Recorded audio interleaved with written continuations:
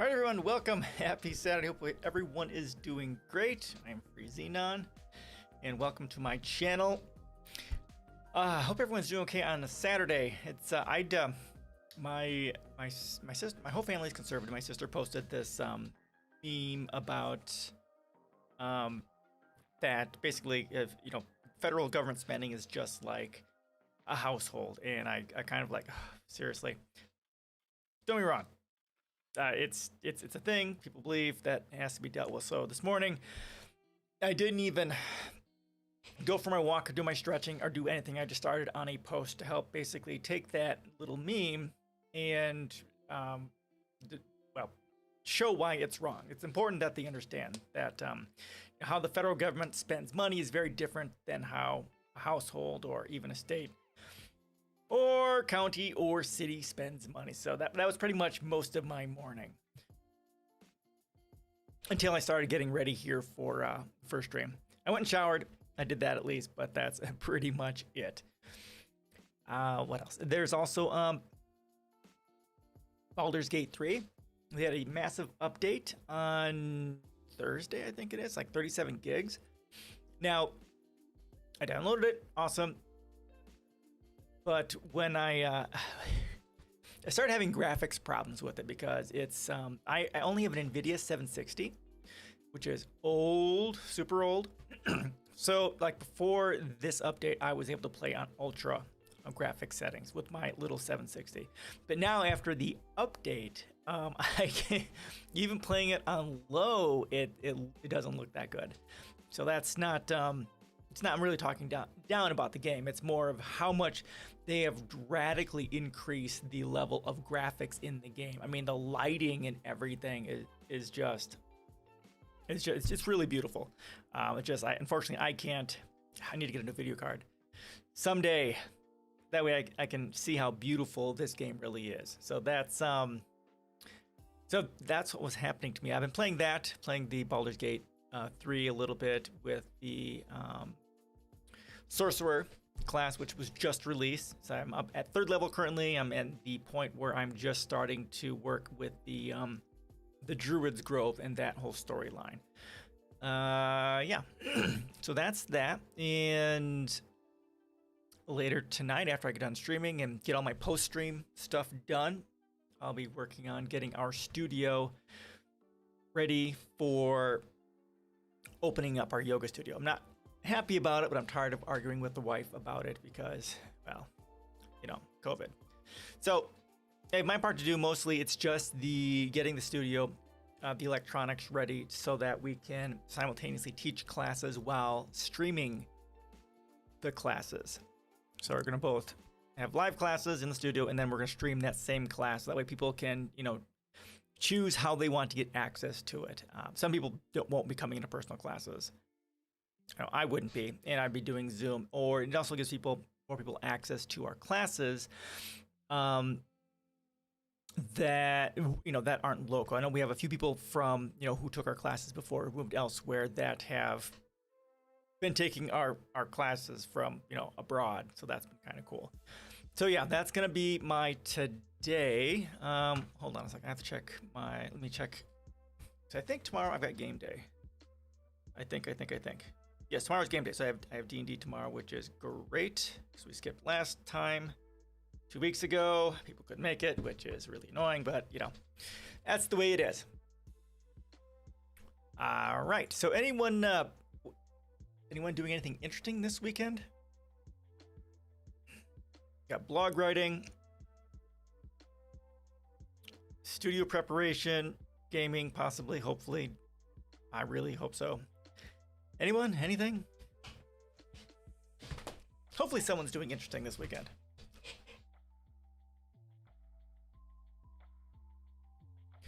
All right, it's quiet. All right, we'll go ahead and get started here. We've got a bunch of FYI stuff, just so you guys know it's happening. Now, I haven't covered any of this, but here is a huge thread of all of the strikes that are happening in the area, or in the United States, I think. John Deere, 10,000 workers, Spectrum workers, which I think is internet, because I use Spectrum Internet. Coal, 1,100. 800 nurses, caregivers, teachers, distillery, bus drivers, 2,000 healthcare workers, 1,400 Kellogg's employees. That's been fairly big all across Twitter and news. Steel workers, musicians in San Antonio, McDonald's workers, Northwest Compass, not sure what that is. Oh, Instacart strike, 30,000 workers from Kaiser Permanente, California. School bus drivers, 1, student employees, carpenters. I mean, there's just a lot. Whole lot of strikes going on. So this is a good thing. Hopefully a lot of great things come out of this. And hopefully these workers will get better conditions, and hopefully that reaches out and affects other industries as well. So that's happening. Strikes are happening. Now we've got this. USAA announces $21 minimum wage, company hiring for 1,500 jobs in San Antonio. So that's a pretty big thing. $21 minimum wage. Again, $15 isn't, it's not even really a living wage anymore. It really needs to be 22, roughly. So this is good to see. And I've shared one or two other ones from last time of minimum wages going up, which is great. Oh, no, get back here. What are you doing? Now here, I couldn't find a decent article on this. So this is enough to get you started. UNESCO approves 2 pro-Palestinian resolutions. UNESCO is United Nations. Gilbert, how you doing? Woohoo! Doing some work from home today, but I've gone straight. Okay, cool. Good to see you. You're in really early today. Awesome. Good to see you. How have you been?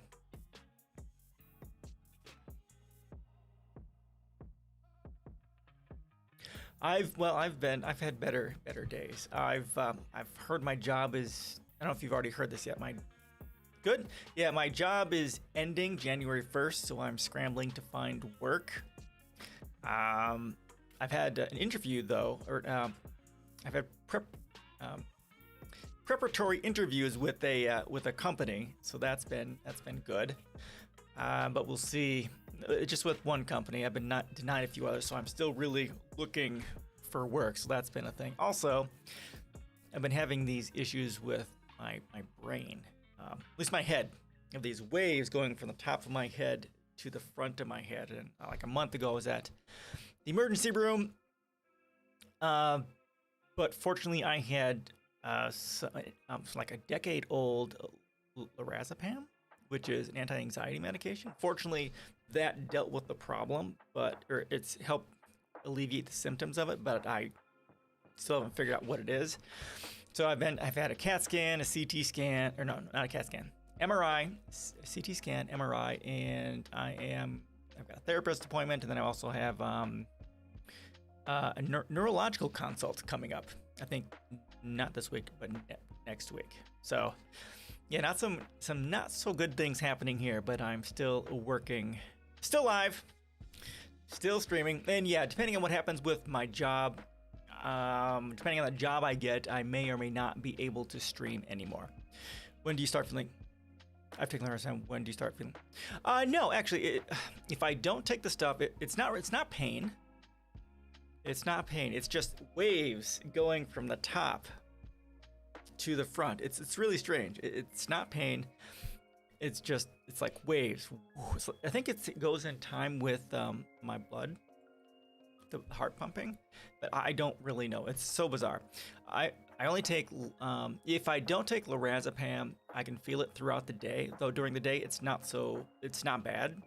Yeah, I can just feel the waves. It's when I'm laying down at night to sleep is when it's really it's just horrific. So I only take the lorazepam at night, which solves the issue. So I don't know. It's really confusing. And yeah, so like one night I had to try and not take this stuff because I thought I was running out. Because this last week I went to get kind of a doctor to give me some more until I can figure out. So I get one of my appointments in to get more of it or figure out what else to do. Well, it's not my blood pressure. My blood pressure is fine. It's like 60 over 100, which is that's my normal. My blood pressure seems to be just fine. My heartbeat is fine. I've had my heart looked at too. So it's yeah, it's my blood pressure is absolutely fine. It was a little high in the normal range, but my diet has changed, so I'm right back at 60 to 100, 60 to 110. So that's all normal. 100 over 60? Okay, yeah, whatever it is. 100 over 60. I say 60 over 100. Right, 100 over 60. You're right. Yeah, because the nurse corrected me on that too. 100 over 60. You're right. You're right. You're right. So yeah, my blood pressure is fine. Well, I went to I haven't been to the chiropractor in a year. So like when this first started, I went to the chiropractor because my body's a mess as well because I haven't done anything for this last year, isolating and all that. So I had 6 appointments, like within 2 weeks. And what the chiropractor said is there's this, it was really soft, really sore in here. And there's a nerve that goes from here up to the front. So it's probably there's tension here that is causing most of the problem. That's what he was thinking. He gave me an exercise to try and do that, but it's hard to find time to take care of myself and all that. But what I found is after those 6 appointments, which also included, I also paid for the laser infrared therapy for my head and my temples here. What I found is after those 6 appointments, the last one was on a Monday. I didn't have any problems. I specifically tried not to take anything. I didn't take anything, the lorazepam. I didn't need it until Thursday. So I had Monday, Tuesday, Wednesday night without any problems following all of that. So it might just be a body, a muscle issue, tension, and stuff like that. Might be able to solve that. If I could, God. If I had time to take care of myself, because like in the morning, what I would prefer is a 2-hour block where I get up, I have time to get up, then I would do my walk, and then I would do my stretches, and then start the day. But that's just not gonna happen. Society isn't about taking care of yourself. Problem I ran into with lorazepam is I stopped having dreams, which led me to feel I hadn't really. Oh, really? Well, I rarely have dreams. Dreams that I remember.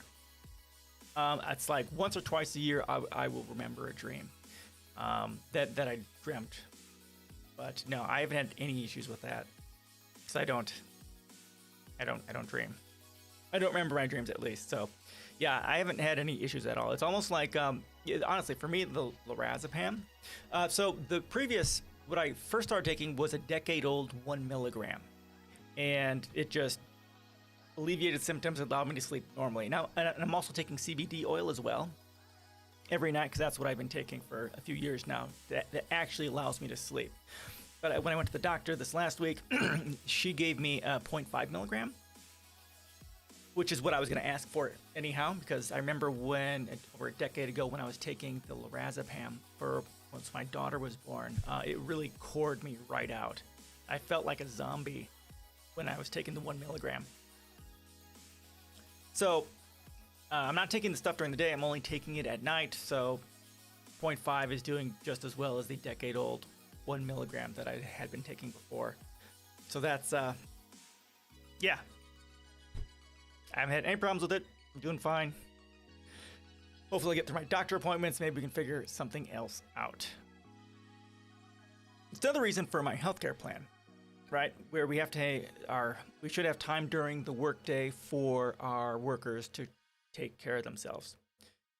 Do you? Yeah. That's the only one I kept on because of anxiety and dealing. My daughter is she's loud. She doesn't listen very well. So I've at times, before this all started, I had been taking it a little bit here and a little bit there, just even me out while the daughter was raging. But yeah, other than that, that's the only decade-old meds I have. Because generally, I've been pretty healthy. I haven't gone to the doctor. Yeah, I may see my doctor every 4 or 5 or 6 years or something like that. So it's like they ask me who my regular doctor is, and I'm like, I know who my doctor's name is, but I've seen him maybe once in the last 5 or 6 years. So what's my quote regular doctor? What do you mean regular? Yeah, Peimitsu? Ah, that sucks. I'm glad you have them, but I'm not happy that you need them, of course. Hope all that is doing okay for you. Because pain sucks, anxiety sucks, capitalism sucks. Sucks a lot. Oh, ooh.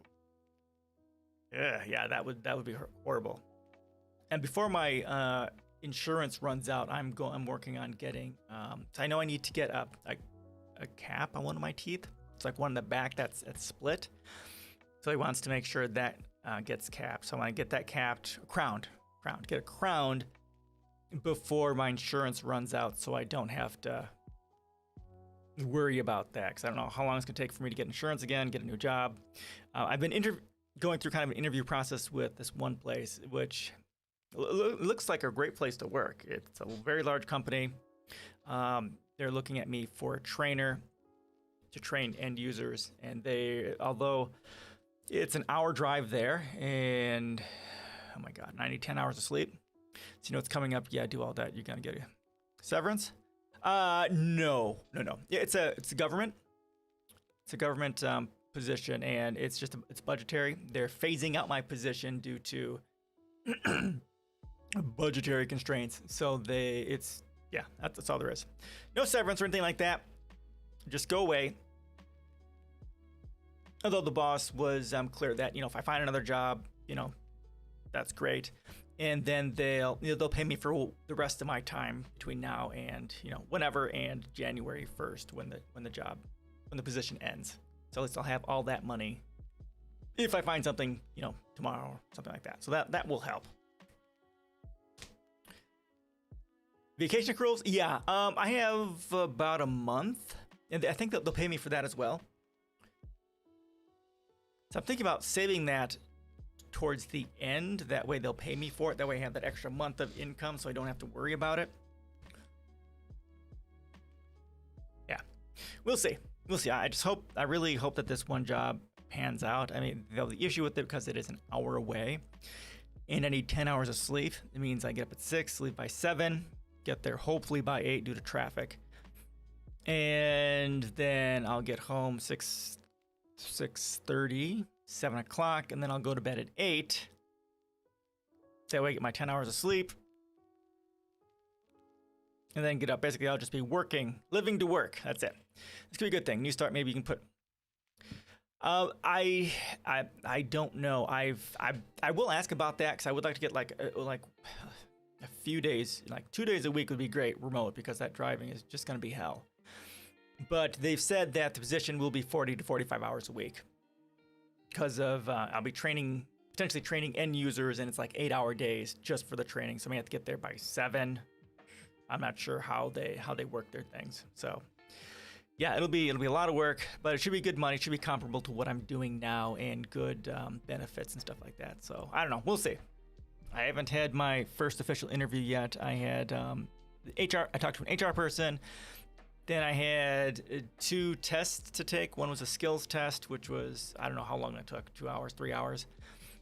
And then I had a personality assessment to take.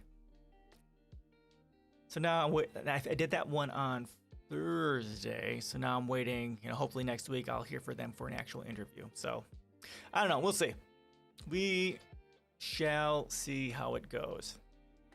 Hopefully it pans out and I won't have to worry about it. We're all still in the COVID thing, and workers are like being home, and made a permanent nice Zoom. So maybe you guys, yeah, I doubt that. It would be nice, but I don't know. We'll see. We'll see what their policies are. It would be nice if I could work from home. That would make that would be an, oh my god, that would be amazing. That would just be I'm gonna cry. That would just be really amazing. I don't know. We'll see. I know I'm gonna have to. I don't know. I know what's gonna happen. Hopefully, if they do have a lot of remote available for me, that would be great, and I can teach through remote. But I have a feeling that it's a healthcare company, Yeah, thank you. I've worked from home since March. Oh yeah, so I started. When did I start? We were God, I don't know, April or May of 2020, and then I came back to work in person in June. June? Yeah, in June. So I've been in person with the county since then. Yeah, I would during the school year. I would rather work from home. But while the daughter is here during the summer, it's well, at least the summer during COVID has been kind of a nightmare. I don't have my own office. That's another part of it. If I had my own office, it would be better because our computer is in our bedroom. So the wife has to go and do this and that and all that other stuff. But yeah, I don't know. Working from home would be fine, especially for this job instead of driving an hour every day. Well, an hour there, an hour back every day. So I don't know. We'll see. We'll see. Hopefully this job will turn out, and I won't have to worry about whether or not I'll have a job come January, and then I'll be fine. Especially if they're just amazing enough to give me the ability to work from home.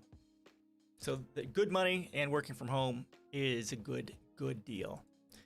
Not gonna complain about that, but we'll see. Still gotta continue my job search, so that there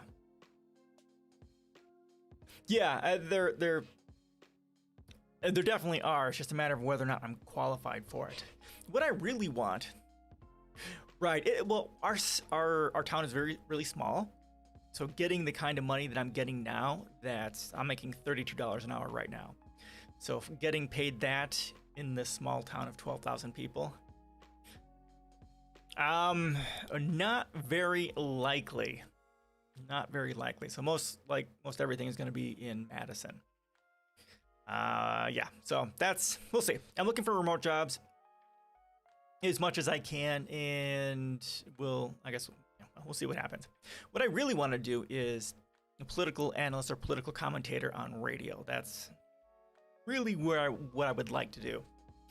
But they primarily require a journalism degree or something like that. I'd love to go back to school for political science and broadcast journalism as a double major or a minor in one of the two. Yeah, so I've been looking for jobs in that area as well, but I don't have the qualifications for that. So I don't know.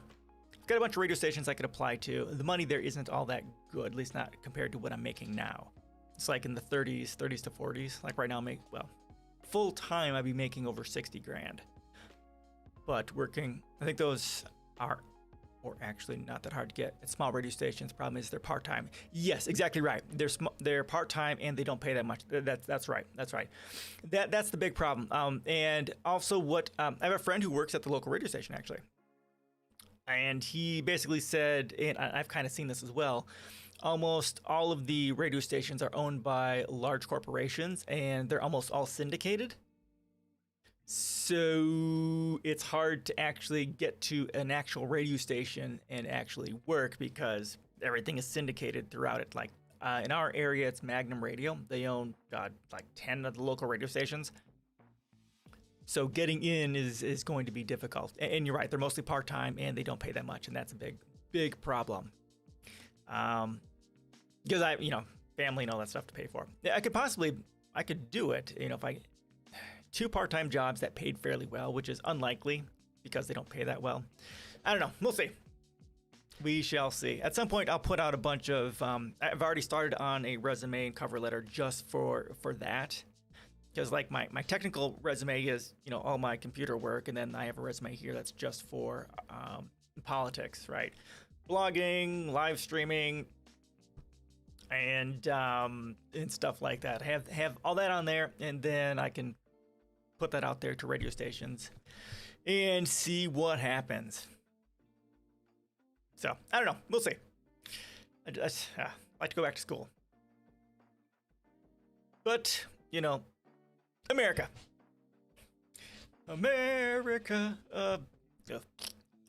All right. So yeah, that's what's happening with me. And this last post, which is for your information, scientists create a creature that doesn't need to breathe. I won't go through this. They've got tadpoles, and they injected algae into a tadpole's brain, and then they got rid of the oxygen. And then the tadpoles were able to survive because of the algae that was injected. It's just interesting that this is a thing.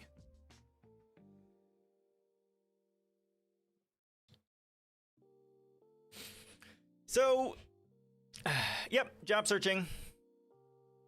That's what's going on. All right. Anything else before we get started? My peeps.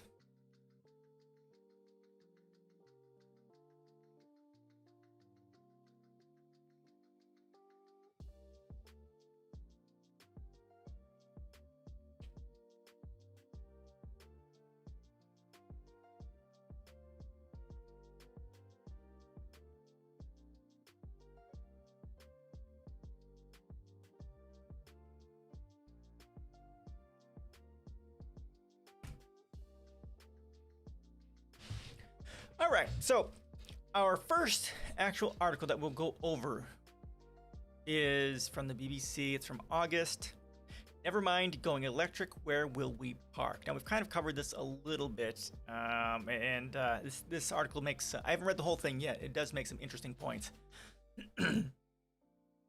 So, never mind going electric, where will we park?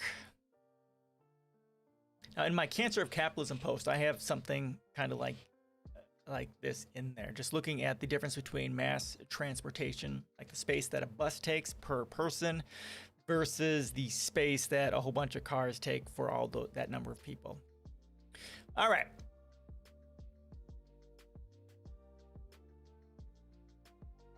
See, a sleek, shiny car breezes along an open road, zipping easily through narrow city streets. Its paintwork is pristine, its electric engine is clean and silent. When it arrives, there is parking right outside the front door.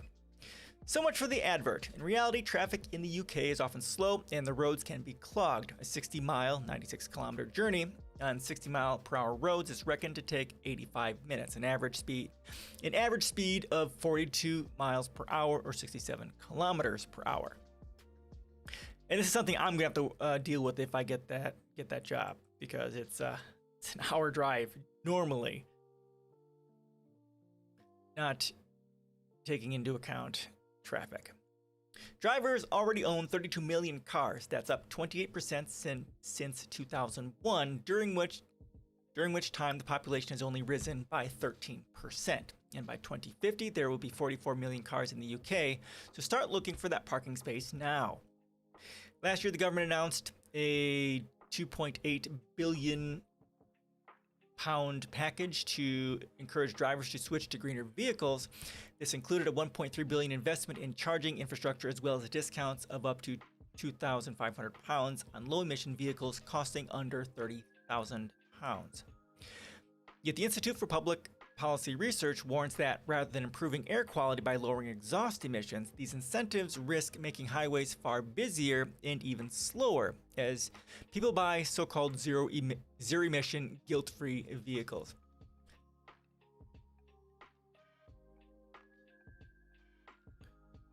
Indeed, sales of battery electric vehicles, or BEVs, described by the government as zero-emission vehicles, were up 73% compared to last year. But while exhaust emissions might fall, the so-called embedded emissions needed to build, charge, and maintain this army of cars will increase with growing car ownership. I'm assuming they're talking about powering them, right? Charging stations and stuff like that. Congestion and traffic jams come down to one simple fact. Cars are space inefficient. They take up 7 times the space of a bike, but usually only carry up to 5 people. Often this number is much lower, and that's only when they're moving. In June, the RAC Foundation published a report that revealed cars are empty and parked 23 hours out of every 24. They are only used for an hour a day, and there aren't enough car parking spaces to go around. Right, and this is something in my post, my Cancer of Capitalism post, I bitch about as well, right? They're pointing out here, the space inefficient. Mostly they have one person, and then parking takes up a shitload of space, and cars sit there for 90% of their lifespan doing jack shit. It's such a waste of resources, such a waste of space. And again, when we talk about the issue of climate change and dealing with that, we need brand new cities built from the ground up with mass transportation at the center of it, so that we could just get rid of cars as a concept altogether. We've got build cities from the ground up, with their own sustainable energy, their own farming to feed the entire population, especially using vertical farming, which is super important, especially with climate change, and also mass transportation, so we can get rid of all of these fucking parking spots, which are a waste, and all these cars, which are a fucking waste of space. Everybody knows of places where the parking pressure is enormous, says Leeds University professor Gillian Annable. Not only do people have off-street parking, on-street parking can be really chaotic and not guaranteed. Unless all 18 million car-owning household has access to charging, there is likely to be a rise in what she calls parking politics. People who have electric vehicles are going to feel entitled to certain car parking spaces, and those without electric vehicles are going to get further squeezed in terms of space, she says. At the current rate, managing those neighborhood battles over territory will require more space to be surrendered from either the road or the pavement. Some will have to give away. Or you fucking bastards can just start, I don't know, maybe getting electric buses? Maybe that's something you could possibly do? Maybe? For the last 20 years, the proportion of owners parking cars in the streets has remained at around 25%. That's some 8 million cars. Often they've been found straddling the pavement so as not to take up an entire lane. But even this is becoming more difficult, as the average car is 28% bigger than it was in 1965. Okay. And the three best-selling battery electric vehicles in 2020, the Tesla Model 3, Kia Niro, and Jaguar One Pace, are all wider and longer than the three best-selling petrol or diesel cars, the Ford Fiesta, Vauxhall Corsa, and the VW Golf. Interesting. The problem is that building more roads won't help, says Mark Frost, chair of the Transportation Planning Society, which is calling for a halt to any new major road building projects. If you build more roads, you get more traffic. When we build a new road, journeys get a bit faster because there's a little bit more capacity. The drivers then realize this road is faster and it fills up with more traffic, undermining any benefits of the original intervention, he adds. In June, the Welsh government suspended future road building, saying it was essential to shift away from spending money on projects that encourage more people to drive. Okay, yep. Encouraging ownership of electric vehicles risks only making things worse, says Mr. Frost. The way we use our network is pretty bonkers at the moment, and electric mobility is going to supercharge that bonkersness. His argument is that running electric cars will be cheap. The cost of charging them at home will be a fraction of the price of a full tank of petrol. And after spending thousands on a vehicle marketed as ethical and clean, drivers will understandably want to actually drive them. Okay, right?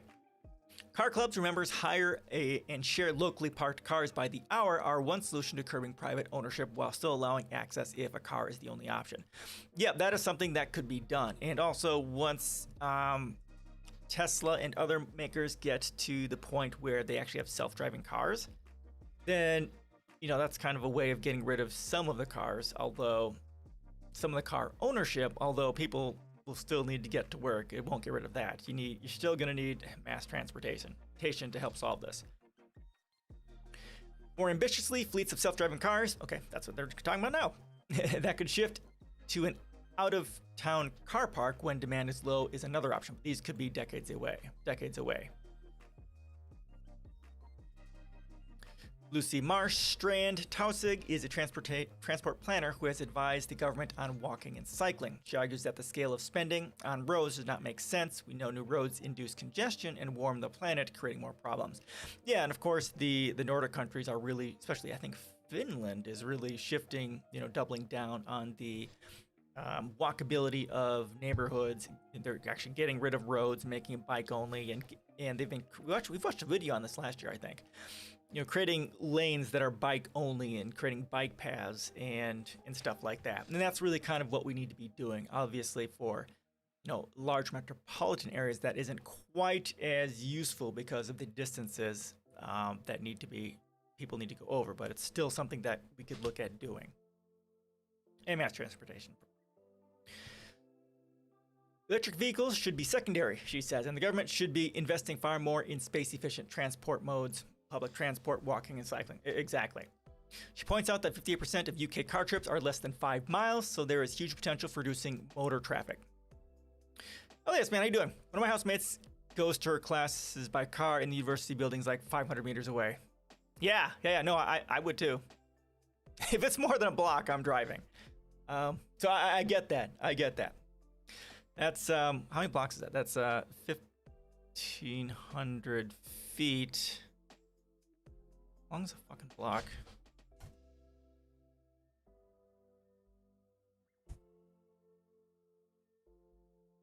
So about 300 feet. So that's five blocks. Especially if it's cold. Yeah, oh yeah, definitely. Yeah, exactly. And part of it's I'm lazy, but also I absolutely hate hot weather. So the summer, 400 meters. Okay, 400 meters. Okay, so for you guys, it's still about 4 meters, four blocks over there. That wouldn't be so bad. I wouldn't mind, if the weather is nice, I wouldn't mind walking it, but yeah, I would be driving too. Yeah, here it's not so bad right now either. It's good. It's weather I would be willing to walk in. Not raining, sun's not out. What's the temperature here right now? I think it's like in the 50s. 50s. What is it? Yeah, 55. This is definite walking weather. Part of it's also, you get in the habit of doing it, and you plan your day around, the feeling of your day, and the way you're planning your day is based off kind of what your routine is. So if you're routinely using your car to get there, that's what you're going to do. That's how you're going to think about planning. It's how you're going to think about, how your day goes. Yeah, that's something. It's a cultural thing too, obviously. If we make that shift from individual cars to mass transportation, walking and biking, that's really much.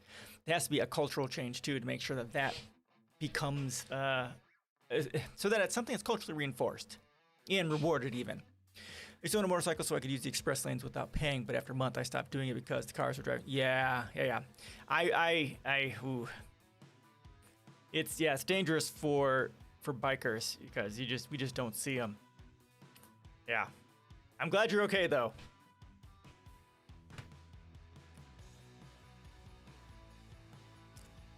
So yes, mass transportation. That's what we need for this. In July, the Department of Transport reiterated the UK's £2 billion commitment to active travel over 5 years, but Ms. Marstrand-Taussig says that is not enough. It does seem a bit bonkers that we're looking at $27 billion for new roads when we need $6 billion for walking and cycling over the term of this parliament. Most of our shorter trips take place in urban areas, so it's really in cities and towns we need to see significantly more spending on walking and cycling. But that needn't exclude rural areas where UK public transport cuts often mean driving is the only option, she adds.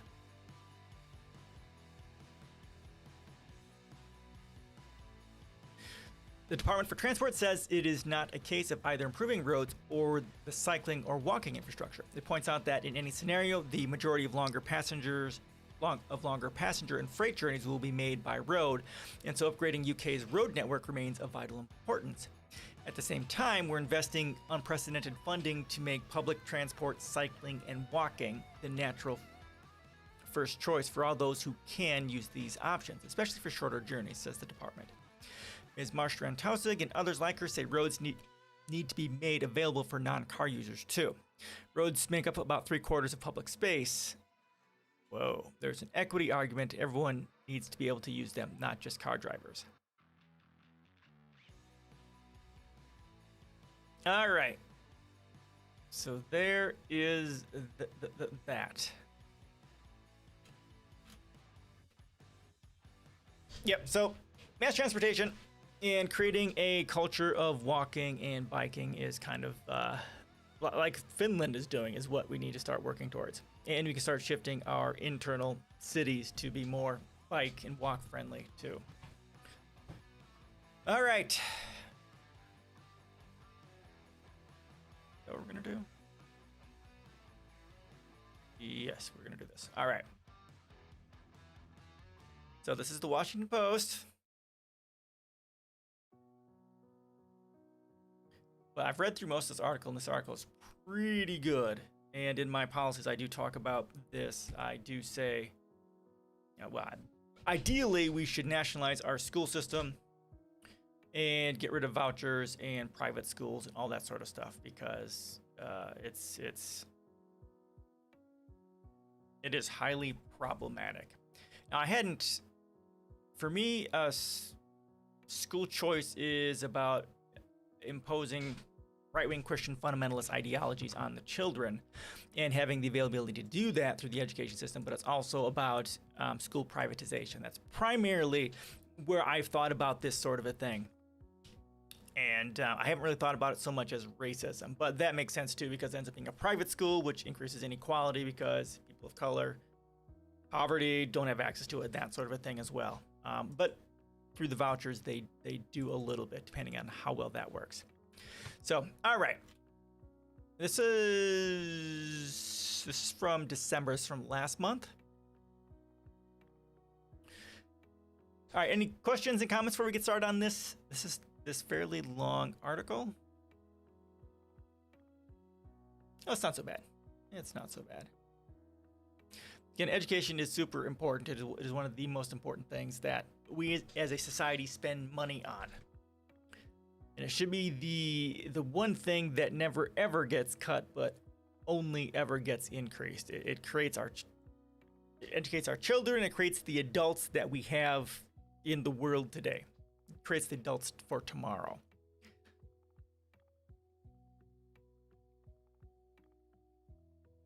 All right, school choice developed as a way to protect segregation and abolish public schools.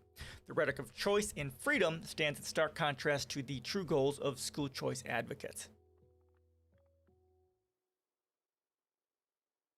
The year 2021 has proved a landmark for the school choice cause, a movement committed to the idea of providing public money for parents to use to pay for private schooling. Republican control of a majority of state legislatures combined with pandemic learning disruptions set the stage for multiple victories. 7 states have created new school choice programs, and 11 others have expanded current programs through laws that offer taxpayer-funded vouchers for private schooling and authorize tax credits and educational savings accounts that incentivize parents moving their children out of public schools. On its face, this new legislation may sound like a win for families seeking more school options, but the roots of the school choice movement are more sinister. Bum, bum, bum. White Southerners first fought for freedom of choice in the mid-1950s as a means of defying the U.S. Supreme Court's 1954 Brown v. Board of Education decision, which mandated the desegregation of public schools. Their goal was to create pathways for white families to remove their children from classrooms facing integration. Prominent libertarians then took advantage of this idea, seeing it not only as a means of providing private options, but also as a tool in their crusade to dismantle public schools altogether. This history reveals that rather than giving families more school options, school choice became a tool intended to give most families far fewer in the end. School choice has its roots in a crucial detail of the Brown decision. The ruling only applied to public schools. White Southerners viewed this as a loophole for evading desegregated schools. In 1955 and 1956, conservative white leaders in Virginia devised a region-wide strategy of massive resistance to the High Court's desegregation mandate that hinged on state-funded school vouchers. The State Board of Education provided vouchers, then called tuition grants of $250, or about $2,500 in 2021 dollars, to parents who wanted to keep their children from attending integrated schools. The resistance leaders understood that most Southern white families could not afford private school tuition, and many who could afford it lacked the ideological commitment to segregation to justify the cost. The vouchers, combined with private donations to the new schools in counties facing desegregation mandates, would enable all but a handful of the poorest whites to evade compliance. Yeah, classist, racist, the usual. Other southern states soon adopted voucher programs like the one in Virginia to facilitate the creation of private schools called segregation academies. Direct despite opposition from black families and civil rights leaders. Oliver Hill, an NAACP attorney, key to the Virginia case against separate but equal education that was folded into Brown, explained their position this way. No one in a democratic society has a right to have his private prejudices financed at public expense. That's a good quote. Good quote. No one in a democratic society has a right to have his private prejudices financed at public expense.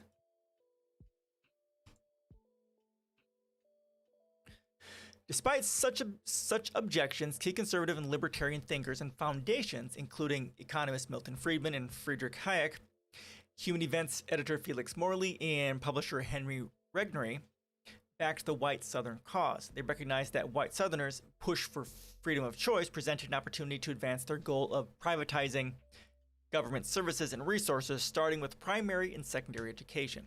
They barely, if ever, addressed racism and segregation. Instead, they spoke of freedom, implicitly white freedom.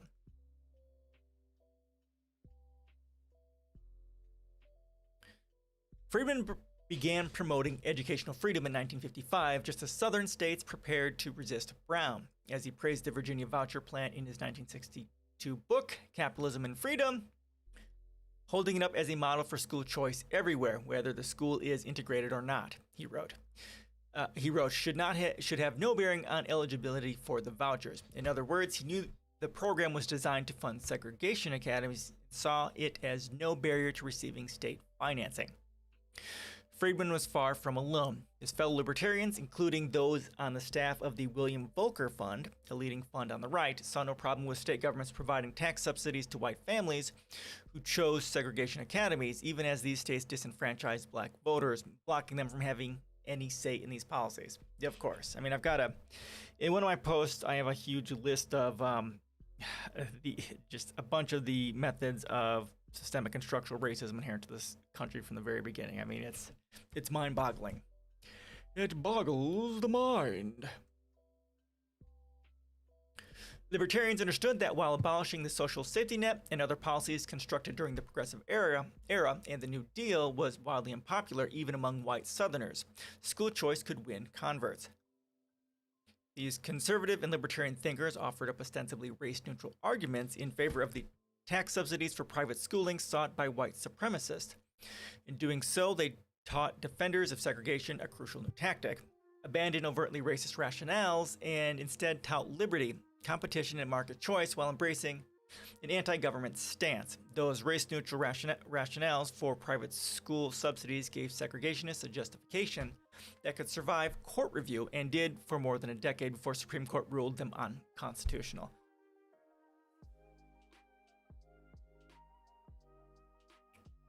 Right, and there's the,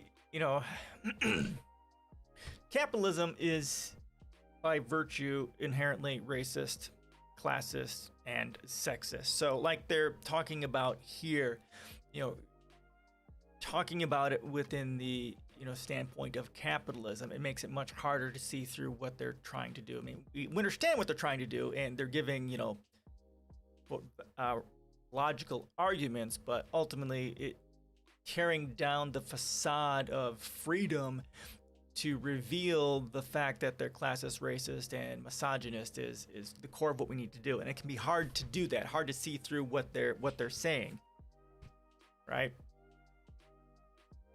When challenged, Friedman and his allies denied that they were motivated by racial bigotry, yet they had enough in common ideologically with the segregationists for the partnership to work. Both groups placed a premium on the liberty of those who had long profited from white supremacist policies and sought to shield their freedom of action from the courts, liberal government policies, and civil rights activists. Come on, AP. Oxford comma for life, people. Come on. Crucially, freedom wasn't the ultimate goal for either group of voucher supporters. White Southerners wielded colorblind language about freedom of choice to help preserve racial segregation and to keep black children from schools with more resources. Yes, funding education is a huge issue. I want to go through that in my policies. This is important. This is something that I'd struggled with, but I figured out how to do this. And I also had a recent update to this year.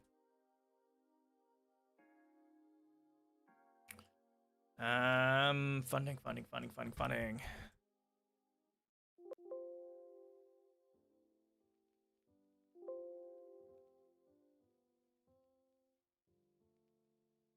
Here we go. So, all right, I'm going to go through what I have here in my policies that help deal with the economic disparities within our education system. This is big. So, preferably first, we nationalize the school system. That's the first thing. Now, as a part of that, we have to deal with the economic disparities that have built up over the last, however many 100 years. We start with intergenerational district inequality. Figure out how much infrastructure funds the richest schools have invested in their schools currently, how much their infrastructure is worth, and then provide the funds to lift all of the other schools up to that level.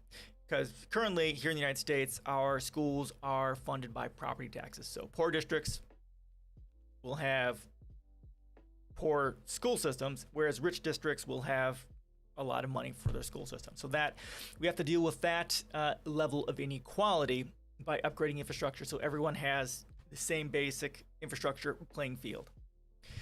Now, equalizing economic distribution to schools.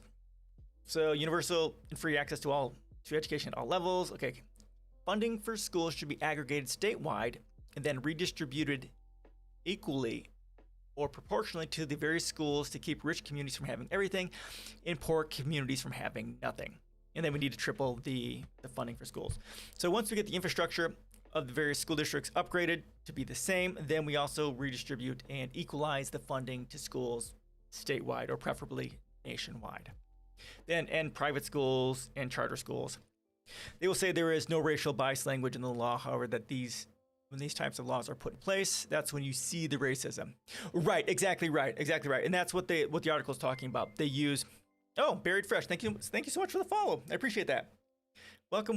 Glad you found something of value here.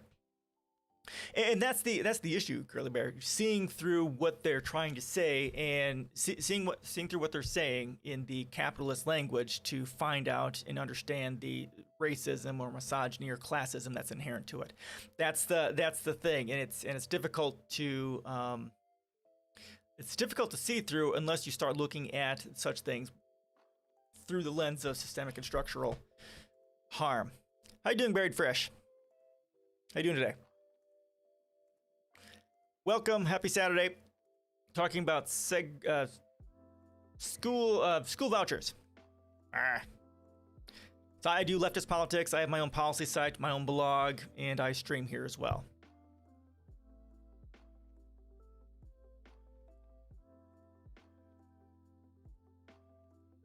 And I'm streaming on Facebook, YouTube, Twitch, and Twitter. Those 4 places. Thought I'd check out some smaller channels and engage with them. Oh, okay. I appreciate that. Welcome. I really do appreciate that. I've been streaming for 2 years currently. Yes. Yeah. I use restream.io. Just trying to see how it works. I've been doing it for several months now, 4, 5, 6 months. I don't really seem to get much engagement. I don't get really anything from the others. It's mostly almost all just Twitch. But it's interesting to try at least. I do have the doing it that way does give my stream gets recorded to Facebook or to YouTube, and then I can archive it there and not lose it too. So that's kind of nice.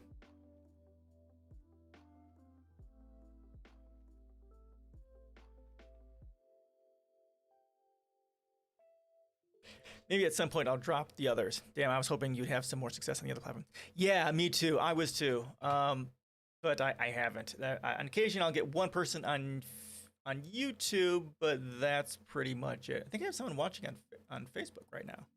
That's pretty cool. Hi, Facebook people. But yeah, not a whole lot, unfortunately. Politics isn't much the draw that I was hoping it would be. At least not, well, the way I do it, at least. Maybe someday. maybe someday. Oh, as a note, Peter Joseph has agreed to come on my channel at some point, probably towards the end of the month. So that's something I'm looking forward to. Peter Joseph, sucks that Twitch prioritizes those who have already made it. So yeah, I know. Yeah, and that's one of the big complaints about Twitch is that there's no discoverability. I follow the Alpha Gaming channel on YouTube, which is Harris Heller. Harris Heller, he was really big on Twitch, and he left for YouTube a few months ago, actually. But his Alpha Gaming channel talks all about live streaming and how to be successful and all that sort of stuff, and that's a huge thing. Discoverability on Twitch is just horrific, and that's why going to other platforms and creating content for other platforms is so important. I haven't yet quite created content for other platforms. I've considered taking my live stream and ripping it apart. Yeah, Alpha Gaming, take a look at it. He's awesome. Harris Heller, amazing, smart, great. It's just a great channel. And he's the music you're listening to, he also started Senpai Records to create royalty-free music for streamers as well. He's dumped shitload, like I think he said 30 grand out of the gate to get this music started. If you go to Streambeats, I think it's streambeats.com, and he's got all the music that he has available for everyone to use for whatever they want. And that's the music I'm using on here. That's him as well. Here, let me. Streambeats. No. Streambeats. Right here. Look. I'll go and bring it up here too. Here's Heller. No, Alpha Gaming. Alpha.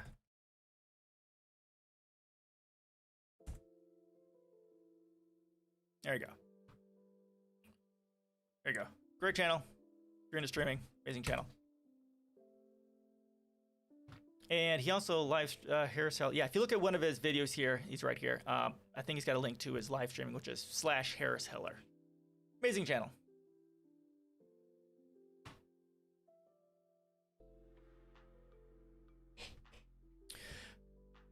Like with universal child care that they're talking about, I can see all kinds of racism happening there because it will be means tested, and that's where it starts. There will be issues with money to afford for black families or delays over. Yeah, exactly. Yeah, and that's I know people don't like means testing.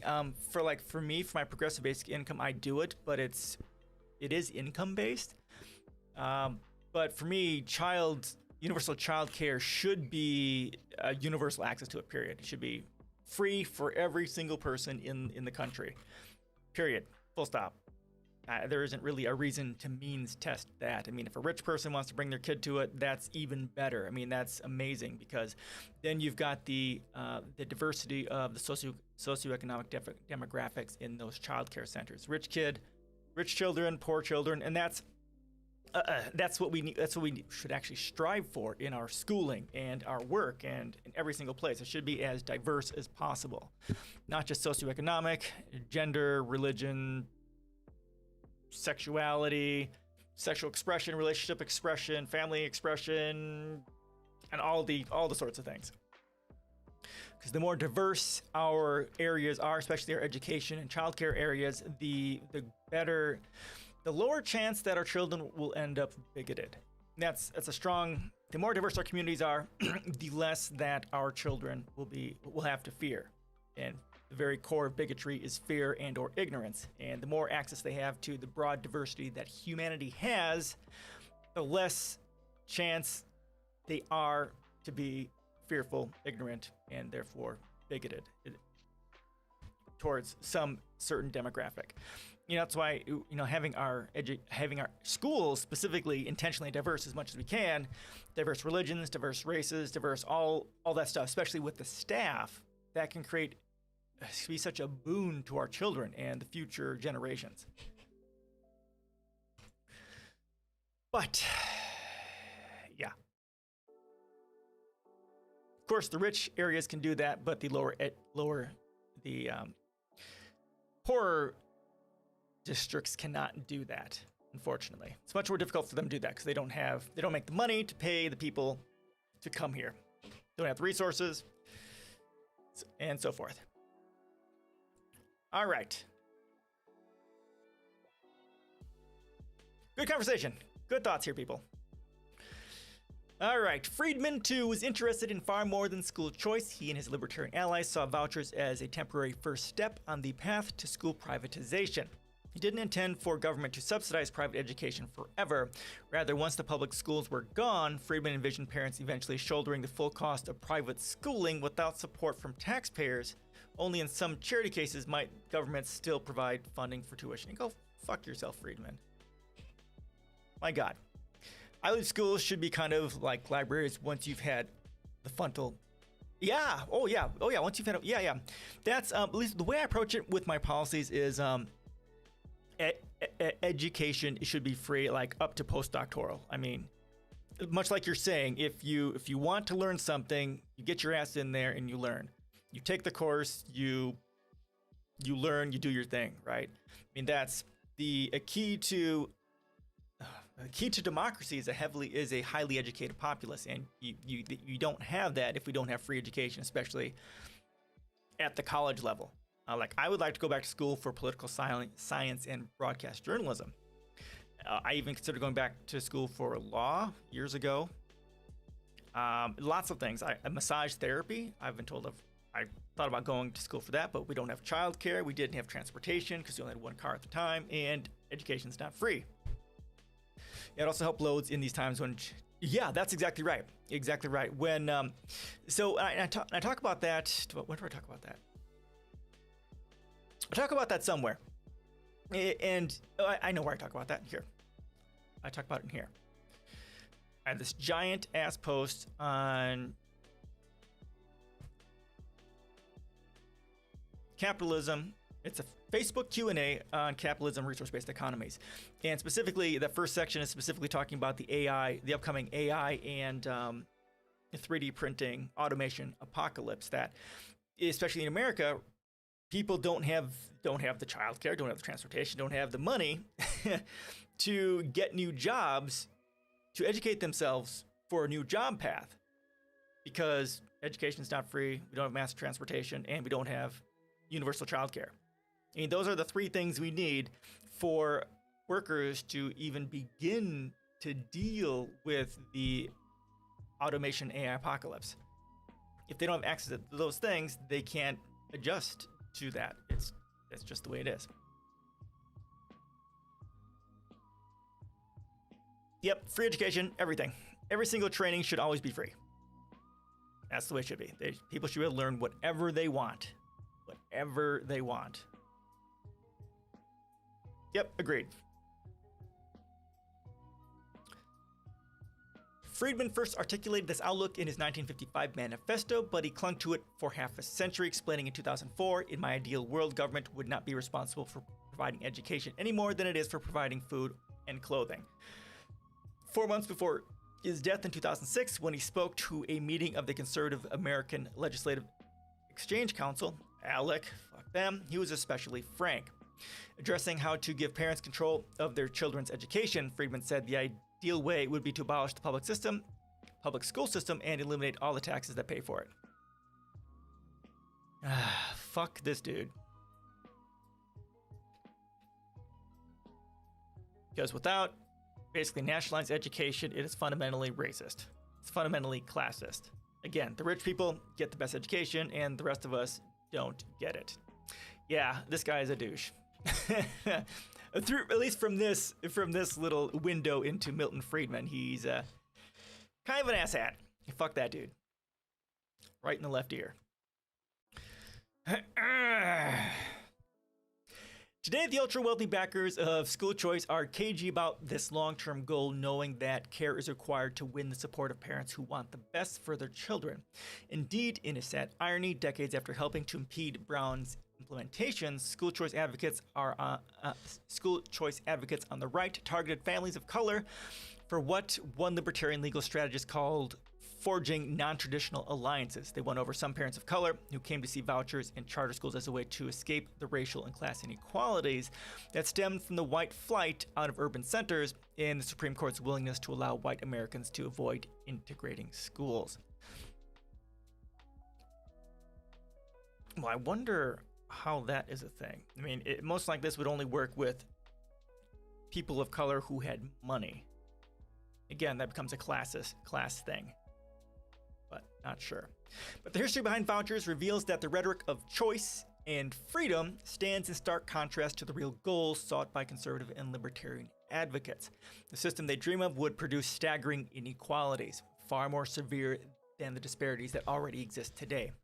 Wealthy and upper middle class families would have their pick of schools, while those with far fewer resources, disproportionately families of color, systemic and structural violence inherent in the system, might struggle to pay to educate their children, leaving them with far fewer options or dependent on private charity. Instead of offering an improvement over underfunded schools, school choice might lead to something far worse. As Maya Angelou wisely counseled in another text, when people show you who they are, believe them the first time. If we fail to recognize the right's true endgame for public education, it could soon be too late to reverse course. Yep. Wonder when America will turn into monarchy. Well, that's not going to happen. I mean, currently we are a corporal plutoligarchy, run by the rich few who own all the corporations and so on, right? I mean, the United States isn't a country. We are the largest supranational corporate conglomerate, which just happens to have its own private military and whose primary export is terrorism. And that's something I write here in... Do I write that in my policies? Gilad, Fred, how you doing? Why post school voucher or school choice? It will create competition. Competition, it will benefit. No, competition means money is greatly reduced. Money gets reduced, then you're wasting money on... My God. Here, read this article. Read this article. It's racist. It's racist and classist at its core. I have my own policy site. Quote, school choice is racist and classist at its very core. Because only those who are rich will have choice, the rest of us won't. That's what it's going to boil down to. When I was going to college, then I had to take out loans to pay for me too. I didn't have a car for a while, so I had to ride my bike with my kids riding theirs to their daycare facility, which I had to pay for myself. So I hear about education, transportation, childcare. Oh, yeah. I mean, it's... if you don't have those things, of course, housing as well, because housing should be a human right. If you don't have those, it's almost impossible to go to school. And fucking childcare is like a third of people's income. Childcare is almost more expensive than rent. Even if only the rich will have the choice, are you fucking kidding me, dude? So it'll create competition. It won't. It'll create classist. It'll create classist school system. So the rich will have the best schools, much like it is now. I mean, it's much like it is now, but it'll just get worse. If all you had were school vouchers, the rich white people would have everything, and then the rest of us would have garbage. I mean, it'll be like now, but 10 times worse. If all we had was vouchers. Yeah, competition doesn't breed innovation or better quality of life. Yes, that's true. Passion and motivate. Yes, that's exactly right. Buried fresh. That's the thing. Actually, I've got a whole... Okay, here's my cancer of capitalism post. Let's say I could make it all the way, make it happen long enough to get... Oh, that sucks. I'm sorry to hear that. Passionate people need incentive. No, incorrect, Gilad. You are totally fucking incorrect. I am not here because I get paid. I'm not making jack shit off this. My blog, I don't blog because I'm making money off it. I make jack shit off it. I'm doing this because I'm passionate about it. I put in the effort every day because I am passionate about it. And that is it. If you want creativity and innovation comes from people following their dreams. And under capitalism, which destroys innovation, it doesn't really happen.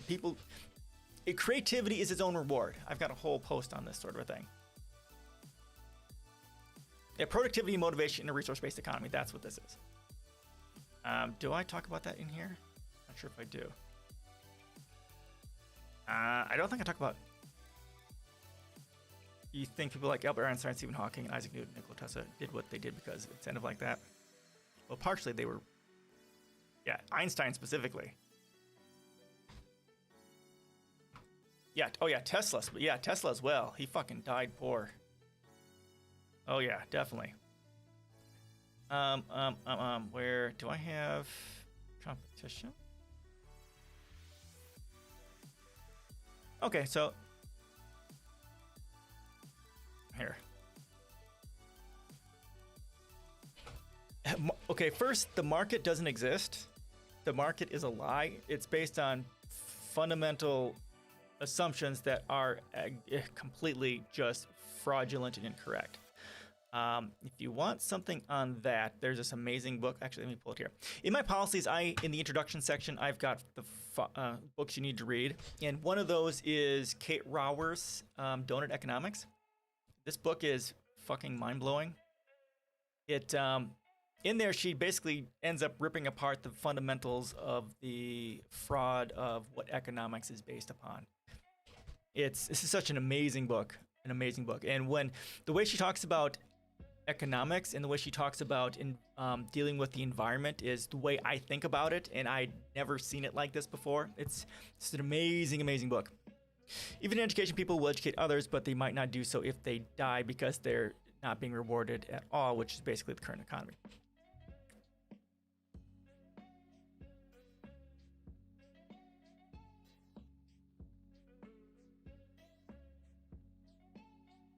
Yeah, the markets are not efficient because they incentivize profit. They reward market efficiency, profit, not technical efficiency.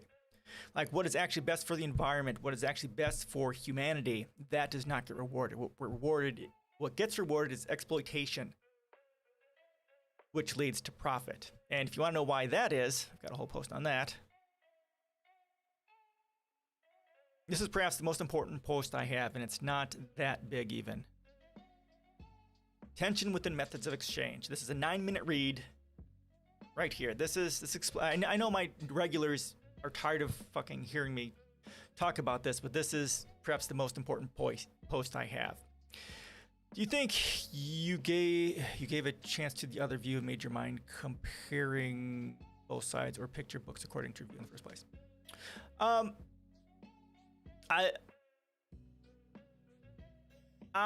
No, it is difficult for me to read conservative stuff because I get so fucking angry at the sheer sociopathy involved.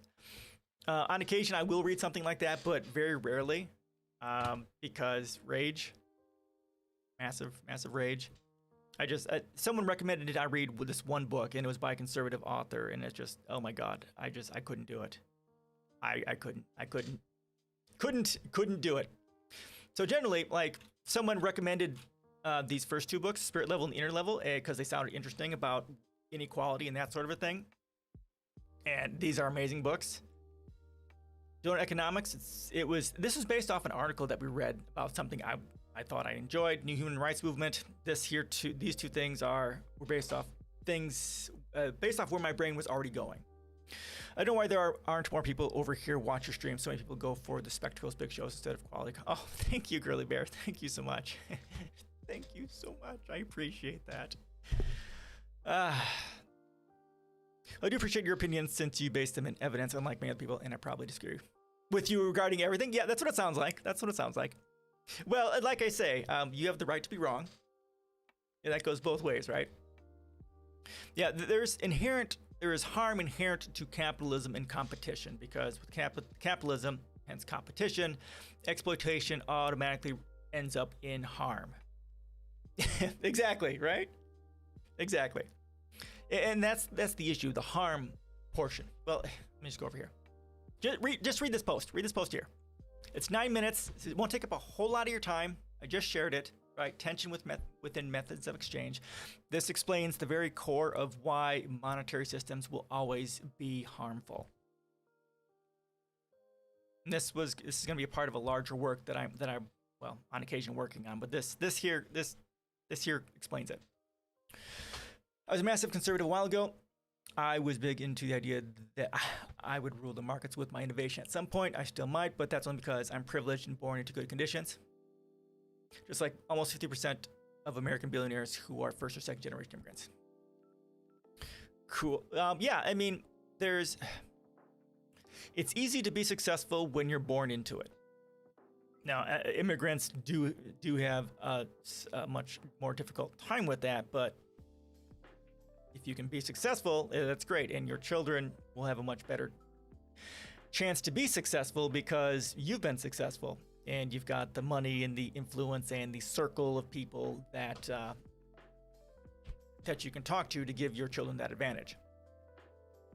Well, good luck, Buried Fresh. If you can get your innovation to the market, and get someone to buy your patent, buy license to your patent, or whatever it is, whatever model you're going to do, that's awesome.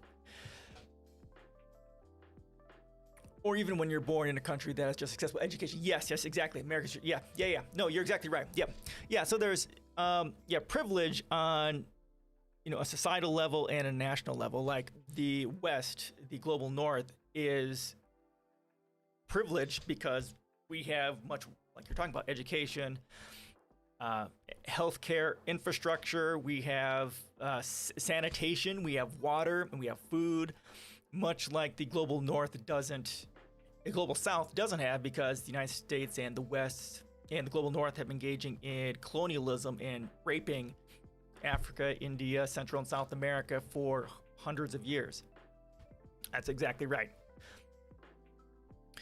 But can you give me an example of another economic system that is not capitalism, which created wealth in the rate of capitalism, improved average person's wealth so fast? I don't know.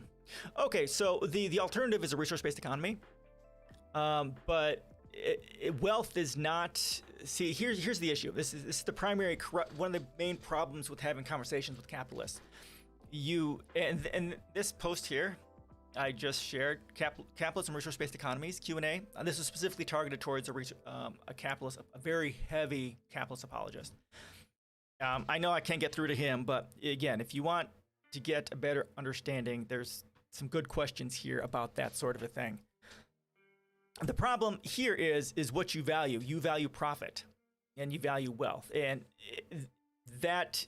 Like, we need different metrics. Just because the stock market is doing well and rich people are getting rich doesn't mean that we're going to save humanity from extinction from climate change. It doesn't mean there isn't pollution. It doesn't mean there isn't war. It doesn't mean there isn't poverty. Like, United States has one of the highest levels of poverty in the developed world. One of the highest levels of childhood poverty in the developed world, right? We have the highest level of inequality in the developed world, right? It's the metrics that you use. That's where some of the brain damage comes from. When you value only profit, then exploitation and the murder and the destruction of the environment and people is just fine, because it's a negative externality that doesn't matter to you. But much of my policies, I don't get heavy into this, but Economies for the Common Good talks about this. We need different metrics. We need to value low rates of pollution, high minimum wage, high levels of education, low levels of inequality. That's what matters. That is what matters, not profit.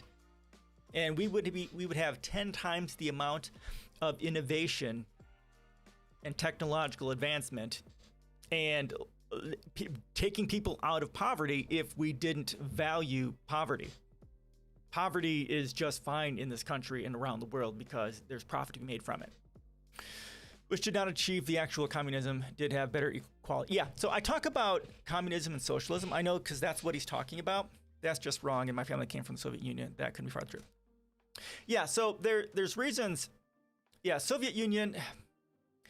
Okay, here, I talk about that over here. I talk about why communism and socialism failed. It has failed historically, because that is important. Where is that? That's in here.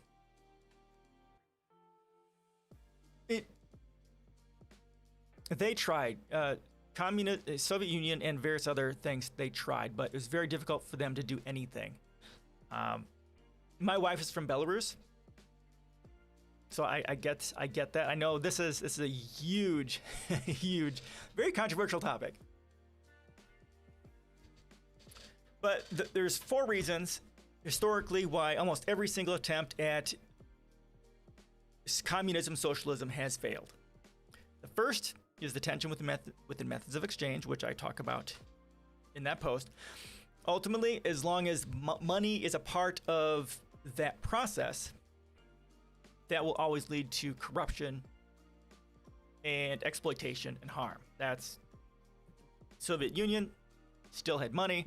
China still has money. In every single country that we have ever had that has tried, well, actually, that we've never had an actual communist country in existence, because communist countries do not have money. They are a moneyless society. Every single country that we call communist or have historically called communist are actually attempts at going to socialism. And if they failed, they failed for very specific reasons. I would argue this the amount of power that needed to create equality inevitably. No, it doesn't. It doesn't. That you only say that from the standpoint of capitalism, because capitalism doesn't value equality, doesn't value ending poverty.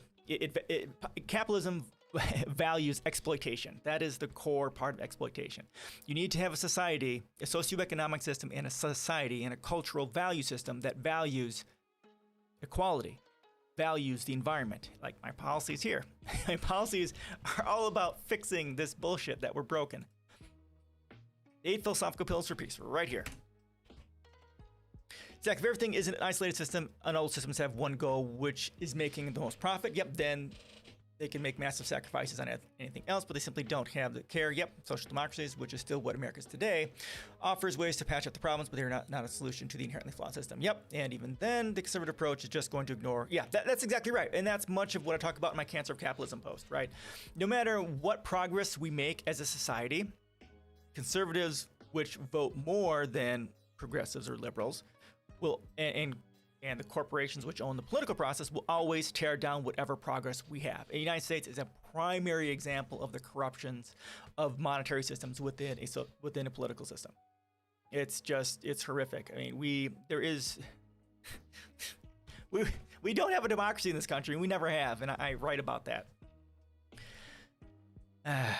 Yes. So yeah, here, I'll open this up. The 8 philosophical pillars for peace. The point is that there is no utopian system. True statement. Capitalism is lesser evil compared to others. Incorrect, or at least compared to others that have been tried throughout history. Okay, so it's not so much, it's not the lesser evil as compared to what has been tried throughout history. It may seem the lesser evil as compared to the results of what has been tried throughout history. Right? So that would be a fair argument. Now, but every single time that these other systems have been tried, there have been socioeconomic and historical and political forces that have made it not work. Much like I talk about in here, right? So monetary systems first values exploitation and the destruction of the environment and people for fun and profit, right? Incorrect societal values. Well, yes, socialism, communism, whatever you want to deem it. I have a whole post on that too, actually. Let me pull this out. Let me pull this out. And now, what do you mean by socialism? That becomes the next question. I have a whole post on this. Here you go. And this I probably should update at some point. But what do you mean by socialism when we say socialism? You hate cars? Luxie, how you doing? Welcome. We're having some good conversation here today.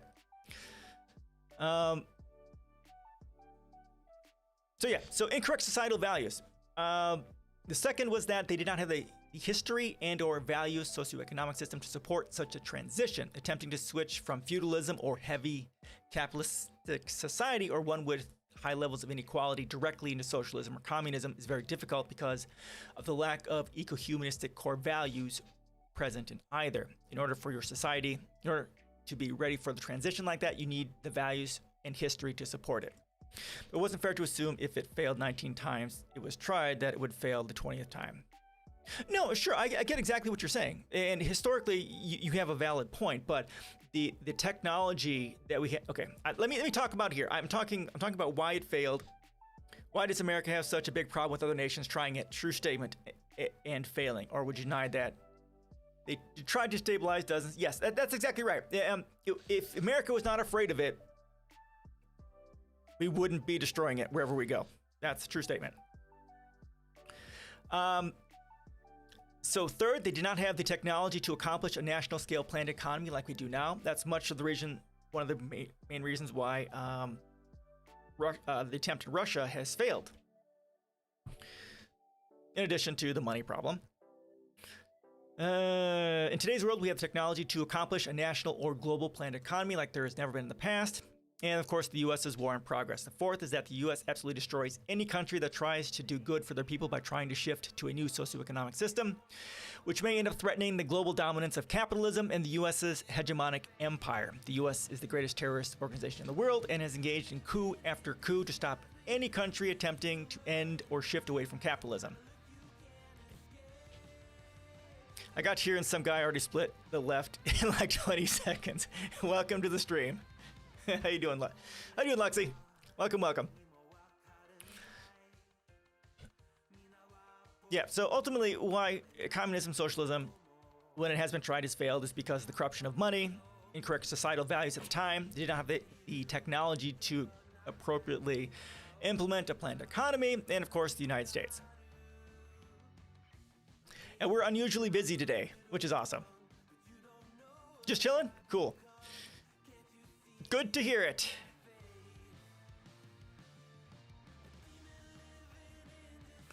All right, so that's that. Any other questions on that?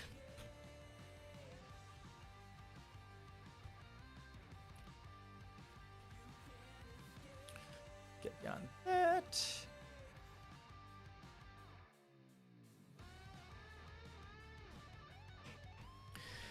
It is because of the Cold War and these social states were backed by the USSR, which was the nemesis of the US back then. These social countries weren't angels either. Of course. Again, that comes down to the corruption of money. The USSR, the US was against Russia, China, and anyone who's tried communism because it is because communism and socialism as a historical thing rose up as a direct response to the horrors inflicted by unrestrained capitalism. And United States is capitalistic, heavily capitalistic, unrestrained, unbridled capitalism. And communism, socialism, at least, technically, philosophically, is directly in opposition to the horrors of it. So yes, naturally, the United States has been against it, but for the wrong reasons. As long as Democrats do their job, which they're not ever going to do, there's no splitting it. We're too far away from communism to even really worry about it, but Democrats currently don't do this stuff.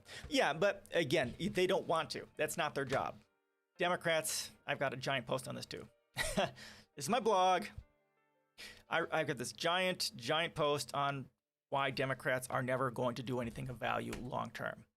Democrats aren't. The point of the Democratic Party is not to do progress. The point of the Democratic Party, much as we're seeing now with the completely impotent and incompetent Biden administration, is to make sure progress does not happen. Right? The Democratic Party is the controlled opposition party. It's their job. Like there's the quote, right? The Democratic Party is where social movements go to die, or progressive movements go to die. I mean, Democratic Party isn't there to help progress be a thing. I mean, they've used the parliamentarian as an excuse, which is bullshit. They've got Manchin Cinema being the rotating villain. They always have to have someone in the Democratic Party to make sure that stuff doesn't get passed. So the Democratic Party is a large part of our problem. I've got that whole post on it. U.S. really wasn't against China back then, as far as I know, if I'm not wrong. The tensions between rose because of the arms race between USSR and U.S. Well, yeah, right, because they weren't really a threat. But once they did become a threat, of course, they've been against them because of communism. But, they're not actually communism. They're authoritarian. China is authoritarian state capitalism. I meant, like, what the answer is to, but it failed before.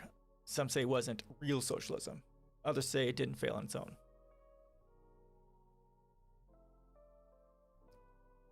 Mao's China. Also calling Democrats the left. Yeah, Democrats aren't left. They're center-right at best. Democrats are bad. Do I have a... let me see if I can find... I don't know if I have my thing on here. Campaign planning... no. Capitalism spectrum. Nope, that's not it. I would have to find it. The spectrum of political parties.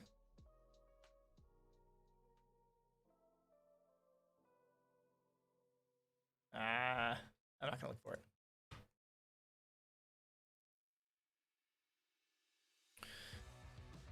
Which would be even worse than USSR in terms of human rights. Yeah, the primary problem in both those systems, historically and today, is the fact that money was there. Money is the problem of the whole thing. Money creates exploitation and rewards corruption and murdering others for fun and profit. Money is the core driver of most of the problems we have as a globalized humanity as a globalized civilization. And like I said, the chances are they were going to fail because money was a part of it. And much like technical communism is a moneyless state. And I have not even read the Communist Manifesto yet, or Das Kapital, which I really want to do. But even back then in the 1800s, they realized the problem with money as the core driver of the problems we have, and that's why we have to get rid of it. Now, don't get me wrong. Historically, you're right. They might have been very horrible because of the value system at the time, and the lack of technology and all that sort of stuff. But now it would be a very, very potentially a very different case if they had a different value system to start. Like the only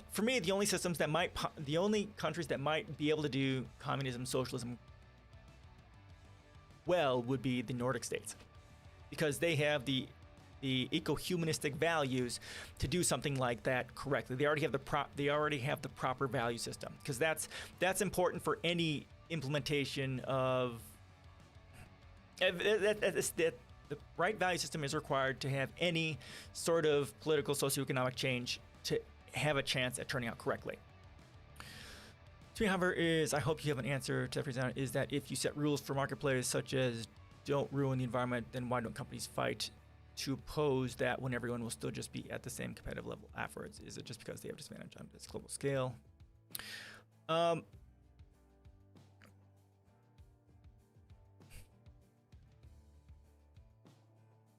why do companies fight?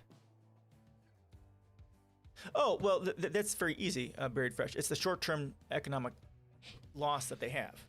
I mean, why have companies fought against any sort of regulation? Because it affects their income. It affects their profit margin. They're always going to fight against anything that restricts their profit margin, right?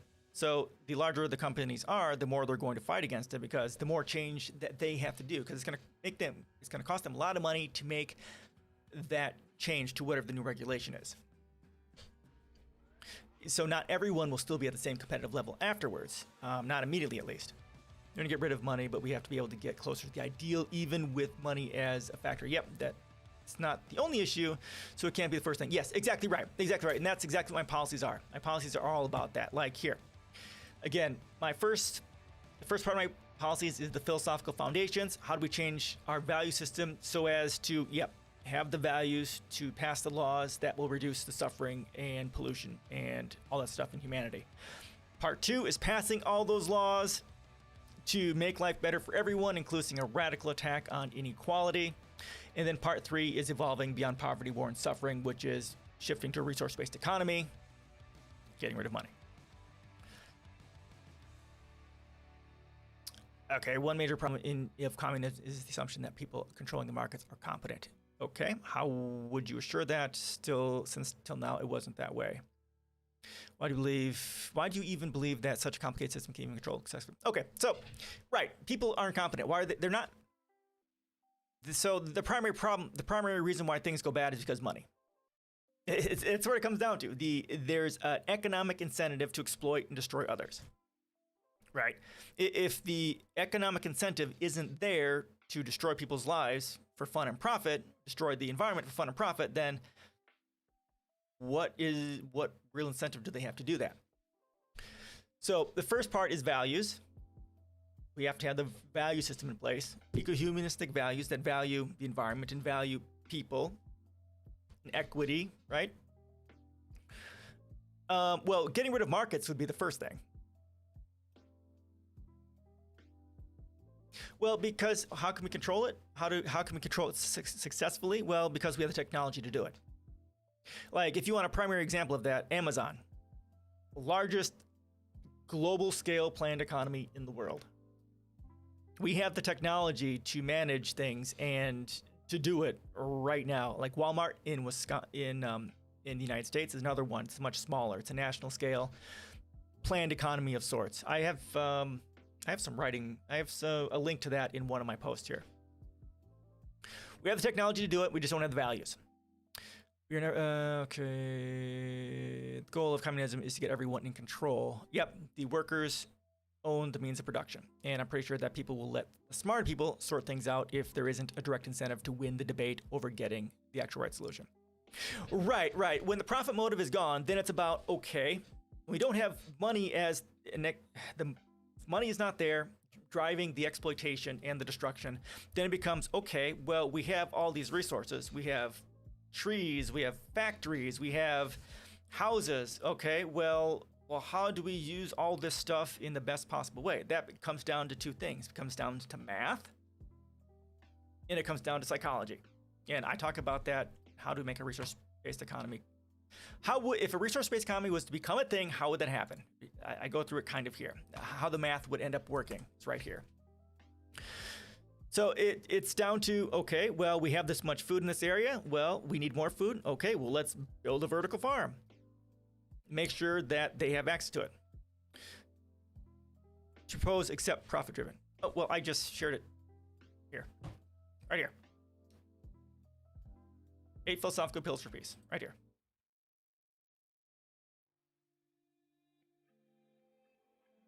See, the core problem with capitalism, with monetary systems, is that capitalism abjectly rejects our mutual interdependence. It rejects humanity's interdependence not only with itself, but also with the natural world. We need to have a value system which explicitly at its core values and drives home our interdependence. This is the key, this is the big problem.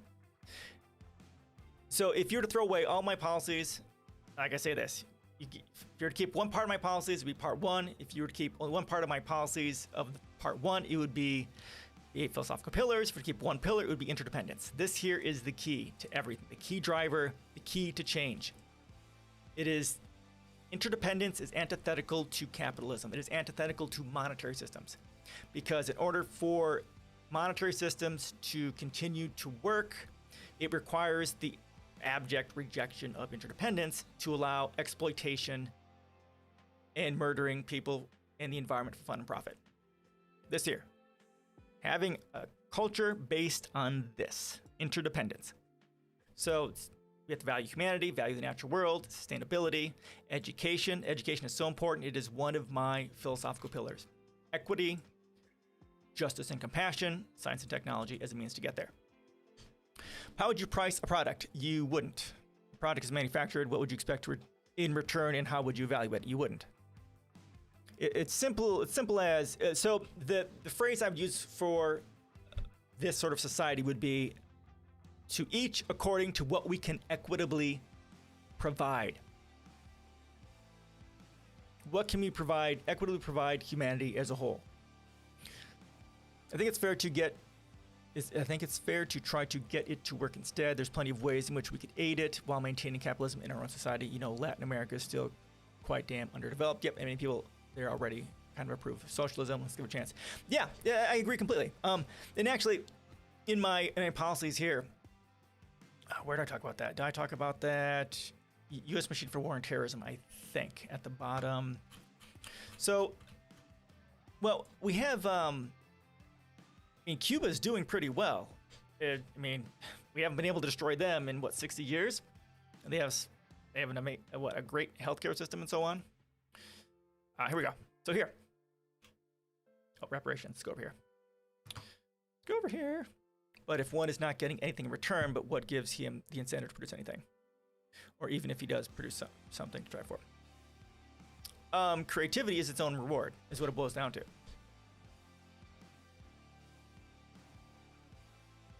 Now, if you're talking about the factory itself, well, within a moneyless society, the factory is a part of the ownership of the entire civilization. So it becomes, well, what do we need made? That is what the factory made. What is the primary driver for innovation?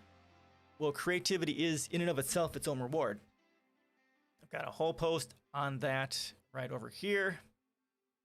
Productivity and motivation, because this is a huge issue that when you talk about resource-based economies, how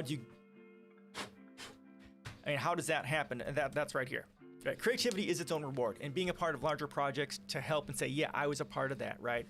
People, when you have a highly educated population, a very highly educated populace, right? Their brains understand, a lot about the world, but they also see problems, and they also understand or are starting to think about solutions. The more you understand about the world, the more you start to see problems and solutions. That in and of itself will keep people busy when they have the opportunity to work on such problems. Again, there's a whole larger part of this. You have to read my post on resource-based economy and how that all get together. What you get in return is creativity. To solve problem solving is a reward. Creativity and innovation is its own reward, and being able to say I was a part of solving that problem, right? And then there's a larger potential of if you're smart enough or if you're knowledgeable enough, you might get your own access to your own set of resources, teaching people and all that sort of stuff. Because it's fun to do stuff, and it's fun to get to enjoy the rewards of it. Yep, it's fun seeing humanity progress rather than most people just being endless consumers or dying in the streets, because that's an okay thing under capitalism. Not just being endless consumers, but even having to work terrible positions just to stay alive. Yeah, exactly right. Yeah, and then that's a large part of it too. With the Graeber, David Graeber has that. I have not read the book on bullshit jobs. Capitalism creates jobs just for the sake of creating jobs, just so people have money to buy shit they don't need. I mean, we could eliminate so many of our jobs by getting rid of paperwork, by getting rid of middle management, by automating factories, right? Automating is everything we can. Is there a society throughout history which operated in this? No, of course not. Of course not. Of course not. Because we've never had the technological or values-based ability to do it. And much like I already said, why socialism and communism have historically failed. Part of that is, why do you think? Well, because I've already explained it. Because of the wonderful wings we do. Is that in here? It's not in here. Because the United States destroys anyone who tries. Because they have not had the technology to do it, and they have not had the values to do it. Right? And because money automatically corrupts everything and makes sure that it always fails. It's right here. This is why. So, much like I talk about over here, if a resource-based economy might happen, which might be the countries that might do it. And getting to the transition point, one of the options here is the Democratic Socialist Vanguard. So we've got to debunk feudalism in the 1800s, saying, bro, did it happen before? How'd you? Yeah, exactly. And so the shift from just tribalism to feudalism, they didn't have studies on that, right? Shifting from feudalism to capitalism, there weren't studies on that. And, it'd never been done before, but guess what? They did it, and it's happening. Just because it hasn't been done before doesn't mean it won't work, because capitalism at one point in time had never been done before, right? And these sorts of economic changes and societal changes we're talking about haven't been done before because it has not had this social or historical background to make it successful. We are, of course, because money. Rodko, how you doing? Welcome. Good to see you. How you doing, man? Thousands of people enjoy playing engineer and automation games such as Factorio and and Anno 1800, which can sometimes be more complicated than engineering real life with certain mods. People are addicted to playing these kinds of games, myself included. I wish I could do that every single day, but in real life instead, I can't do exactly that right now.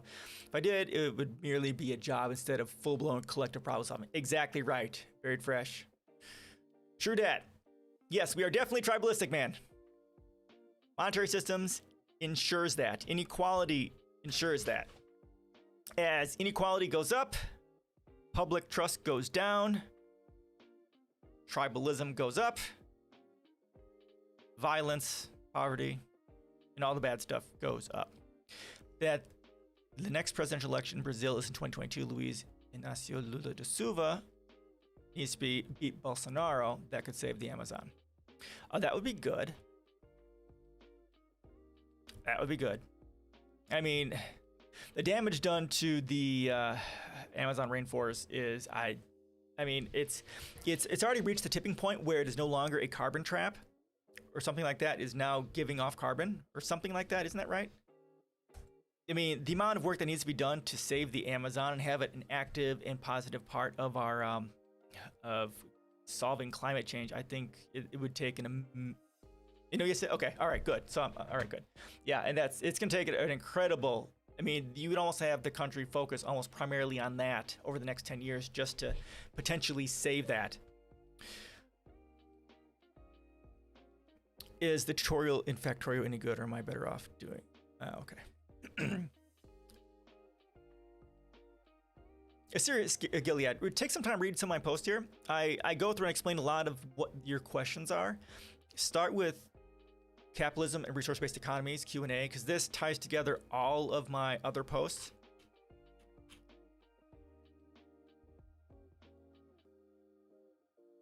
So I say at this point, read this post. At this point, read this post. That way you can pull them all in and kind of see how they all are linked together. It's only 100 and some pages in there of reading and writing, and there's also sources in there too. Not all of them have sources, but because a lot of it's just my conceptualization of this, but there are definitely links in there for some of it. I don't remember that. YouTubers, yeah. I watched several hours of Anno 1800. Do you think the U.S. will try to interfere with the election? Of course. Of course. Of course. They're going to have to be more sneaky about it. Because there's a lot of eyes there now. But of course they will. I mean, they just interfered in Cuba. They actually hired someone to kill not Cuba. Haiti, right? You watch something on that? Oh yeah, they won't stop. I'll start this reduction too if you have it.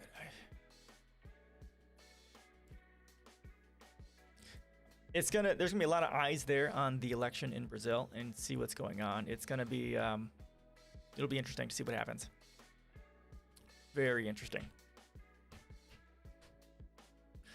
So I'll share this again. This is my Q&A, capitalism and resource-based economies. If you guys want to kind of see where I stand on the problems and where we need to go, that post, as it links to all my other posts, will kind of explain that.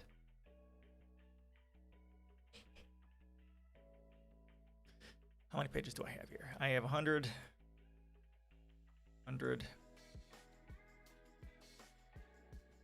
Okay, 95 pages here, and then 95 pages. So it's gonna be just over 140 pages or something like that. Yeah.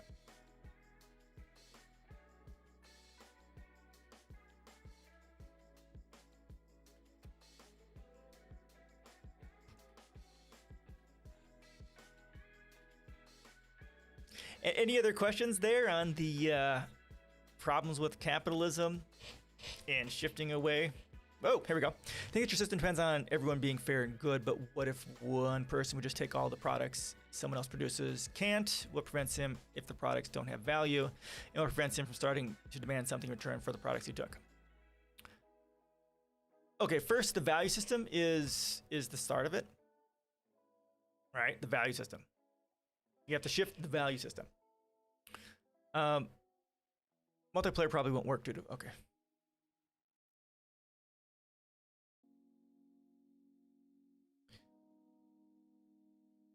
What prevents him if the products don't have value? Well, why would he want to take it? Why would he want to take everything if it doesn't have value?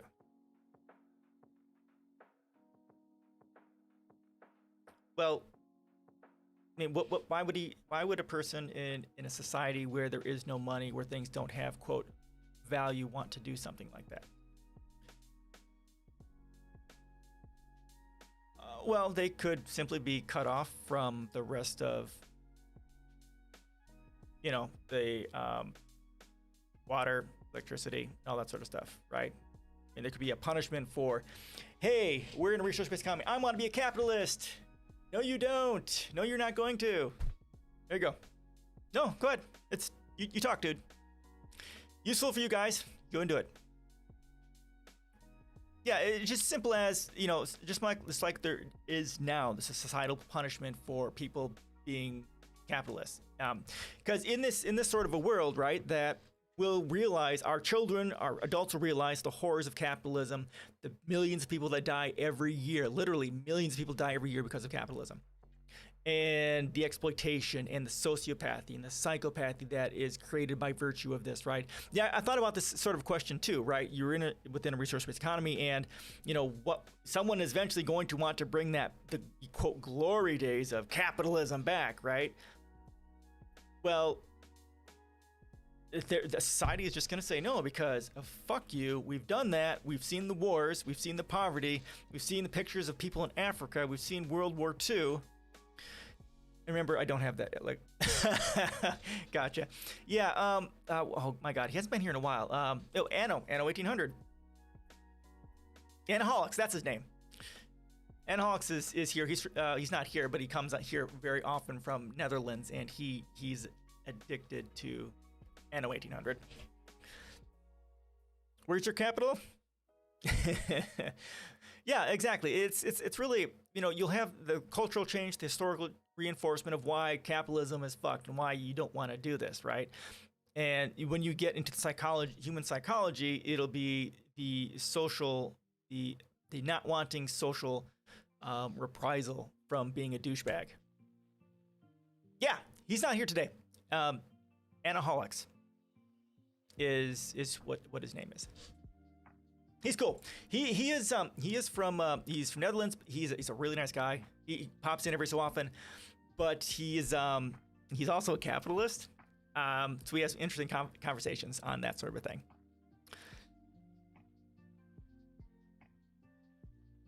Oh, cool. You're from the Netherlands. Awesome. Yeah, most of my stream is, you're German? Most of my stream is European. I've got some like girly bear over there who's from America. A few people from America, but mostly Europeans over here. That's cool though. Europeans rock. Cali, yeah, I'm from Wisconsin. The big Wisconsin. South Central.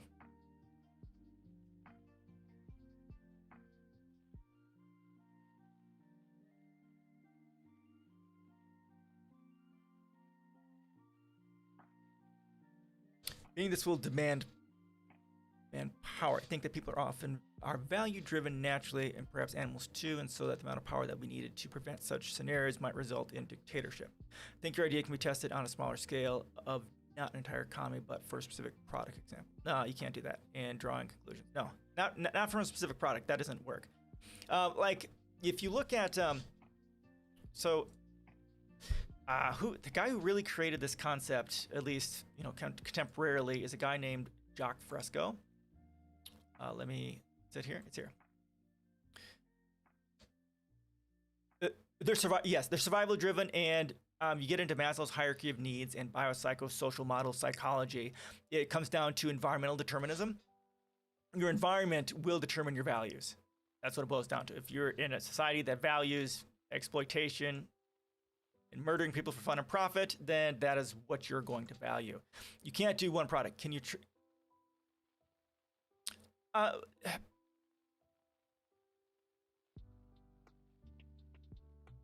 Okay, so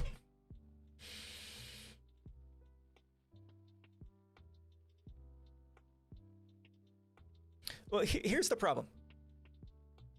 Because you still have the external biopsychosocial harms inherent to capitalism. You still have the brain damage and the problems from that. Your value system will not change until your environment changes. I mean, if you're talking on this small of a scale, it just won't work because people still have the scarcity mindset. So they're going to try and take everything. It's not something you can do small scale. Well, my whole policies are all about that. Start with the value system. The value system, at least for me, like some people in the resource-based economy community approach this differently.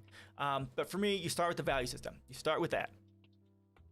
And then you start with creating the laws that decrease inequality, increase education, decrease pollution, increase sustainability, right?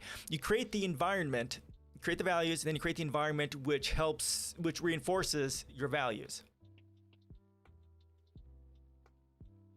Values, because once you have the, right? It's difficult. It's like a chicken before the egg. It is a difficult thing. It's a very important question. Housing for all, exactly, yes, housing for all. Housing first, exactly. Committing, instead of a war on people, let's commit a war on climate change. Let's commit a war on poverty, right? Those things don't happen because there's no profit in helping people. There's no profit motive for saving humanity from extinction. That's what it boils down to. It's very difficult to do, but values and policies. Lower inequality. I play Stellaris, but I suck at it because the fucking Raider bullshit kills me all the time. And I don't even really like consuming that much besides getting all I need and occasionally something I like, but then it's more about feeling like you've earned it. Capitalism is supposedly giving proof that you've earned it, but not because other people mainly decide what you earn. Yep. Heard of it, but never played it. It's interesting. Yeah, and it's part of that, capitalism is that toxic individualism, the toxic patriarchal, right? Patriarchy, and just the feeling that we're never doing enough to earn anything we do because we're not working 90-hour weeks, which is something, people were worshipped for doing, for putting in the hours, right? And that's something that we need to destroy. Destroying yourself for profit isn't what we should revere. People who work for environmental remediation, work on ending poverty, ending homelessness. Those are things we value, but under capitalism, that's not what we value, and our values are broken because of it. Your system depends on the notion that people wouldn't be driven by value, but I don't see how it's possible, or how it could be achieved with that. While currently, out systems are value driven. If you change the system towards non-value based people still have value based ideas. On the other hand, well, again, it comes down to the environment, right? Abolish strikers. Yeah, I covered. I'll go and throw that in here. Here's like a list of all the strikes that are going on and stuff like that. So it comes down to environment. It's the environment. It's the chicken before the egg, right? We can change the values, right? And we can change the various other things here, like make sure everyone has healthcare, everyone has housing and internet and transportation, all that sort of stuff, right?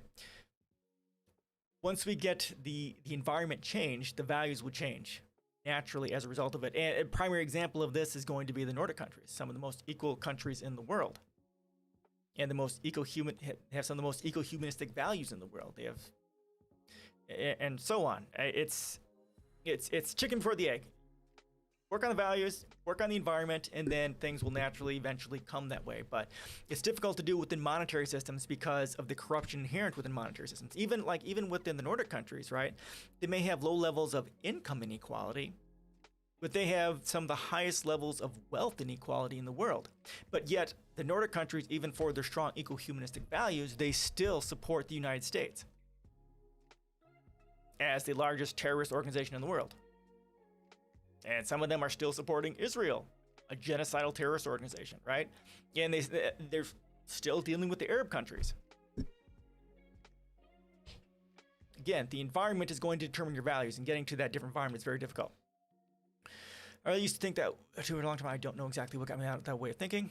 Congratulations, but I hope you find it within yourself. It's kind of depressing feeling on its own that humans are inherently driven by profit instead of doing just liking things because it's healthy and fun.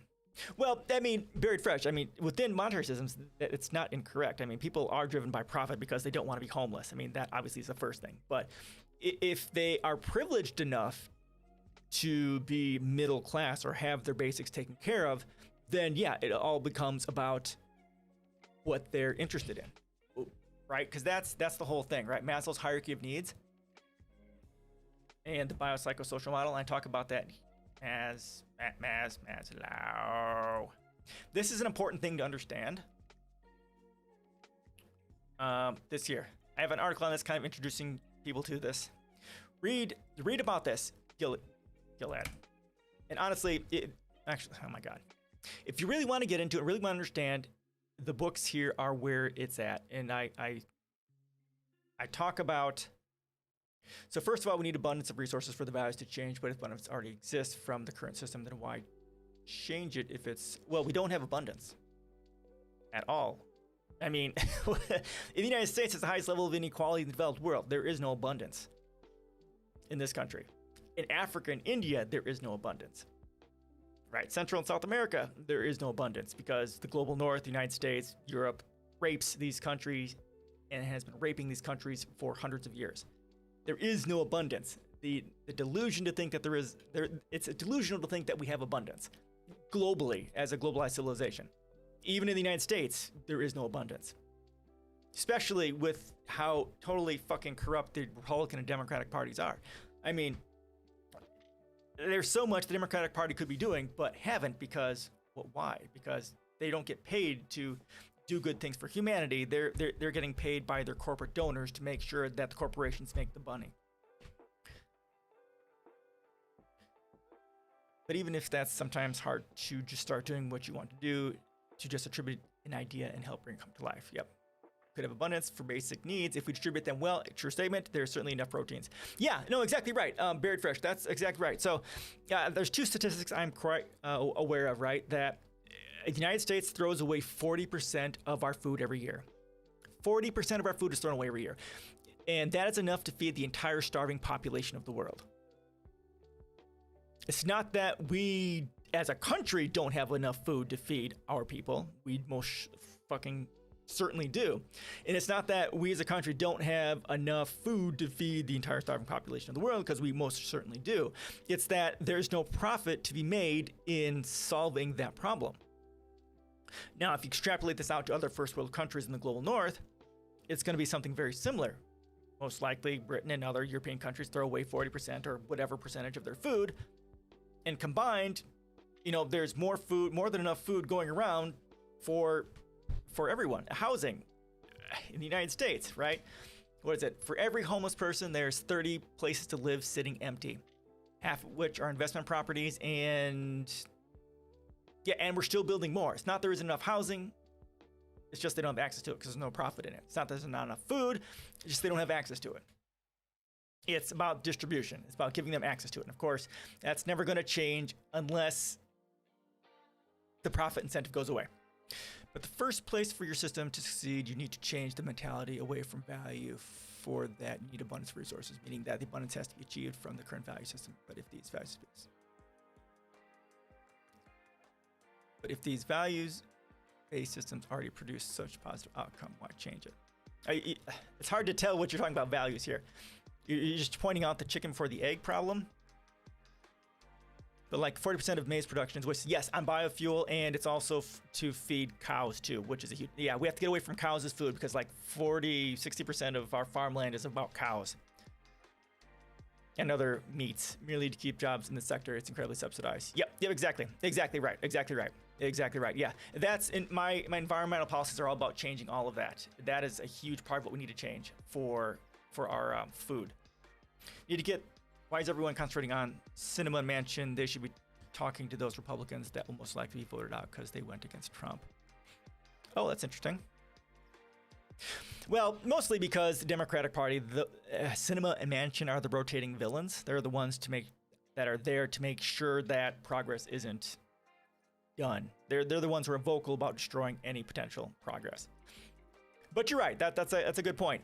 Concentrating not only on primarying Sinema and Manchin, but also looking at defeating the Republicans who are going to get trounced because of going against Trump is also a very, very good idea too.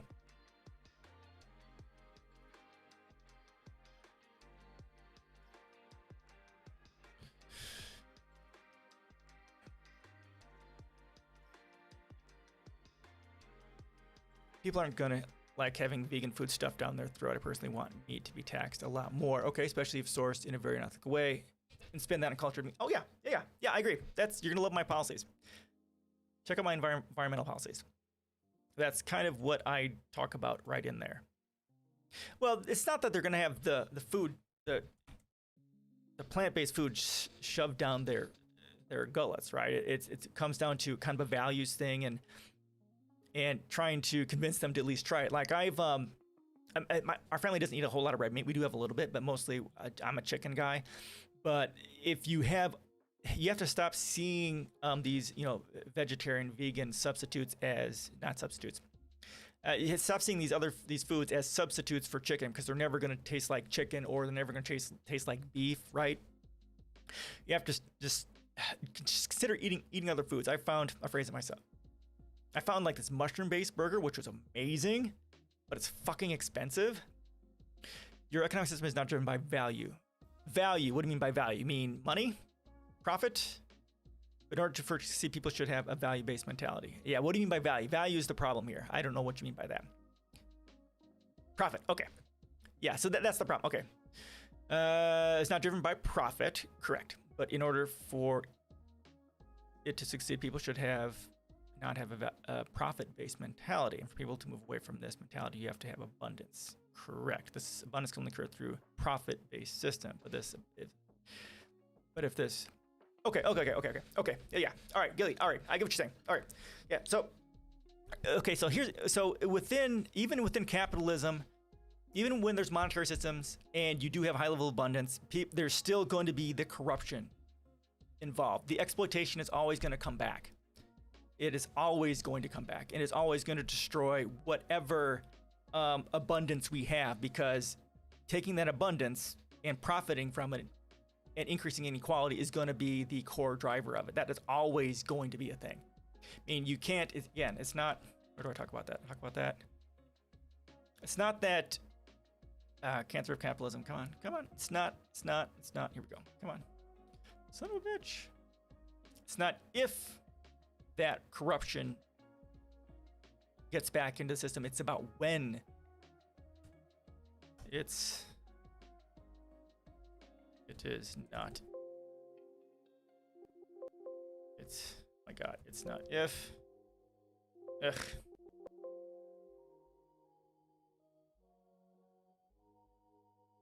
Okay, yeah, so here, I talk about it here. Like here's an example. Like Ronald Reagan overturned the Fairness Act, right? Glass-Steagall was overturned. CDC prevented from researching gun violence. Trump undoing the national parks and environmental protections. The CFPA is being dismantled by Trump, right? There's plenty of examples that, and this isn't specifically abundance, right? These are laws that have been good, that have been overturned by people. Eventually, even with abundance being created within a monetary-based system, eventually the right or the corporates are going to destroy that and maximize that for profit. But can a capitalism system reach this level of abundance if it's corrupted? No. And if corruption will rise eventually, what makes you believe it won't rise in your system? Okay, well, because the primary drive for that corruption isn't there. There's no money, there's no profit. Because the primary drive for the corruption is money and profit. Again, it's right here. It's that tension within methods of exchange. It's right here. Right here. Again, it's a 9-minute read. Right here. Because this is no longer there. That tension within methods of exchange is no longer there. That drive for profit, that drive to get more money from exploitation. It's right here, right?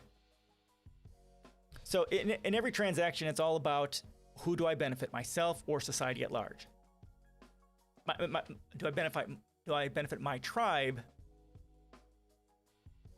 myself, my family, my business, my country, or do I benefit society at large? So it always ends up being, because the system rewards tribal benefit, competition, which results in exploitation and therefore sociopathy.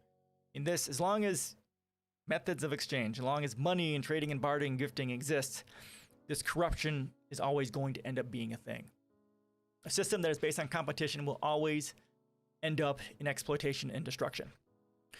Can be goods, for example, demanding other products in return. Exactly, trading, bartering, gifting. As long as trade exists, as a concept like this.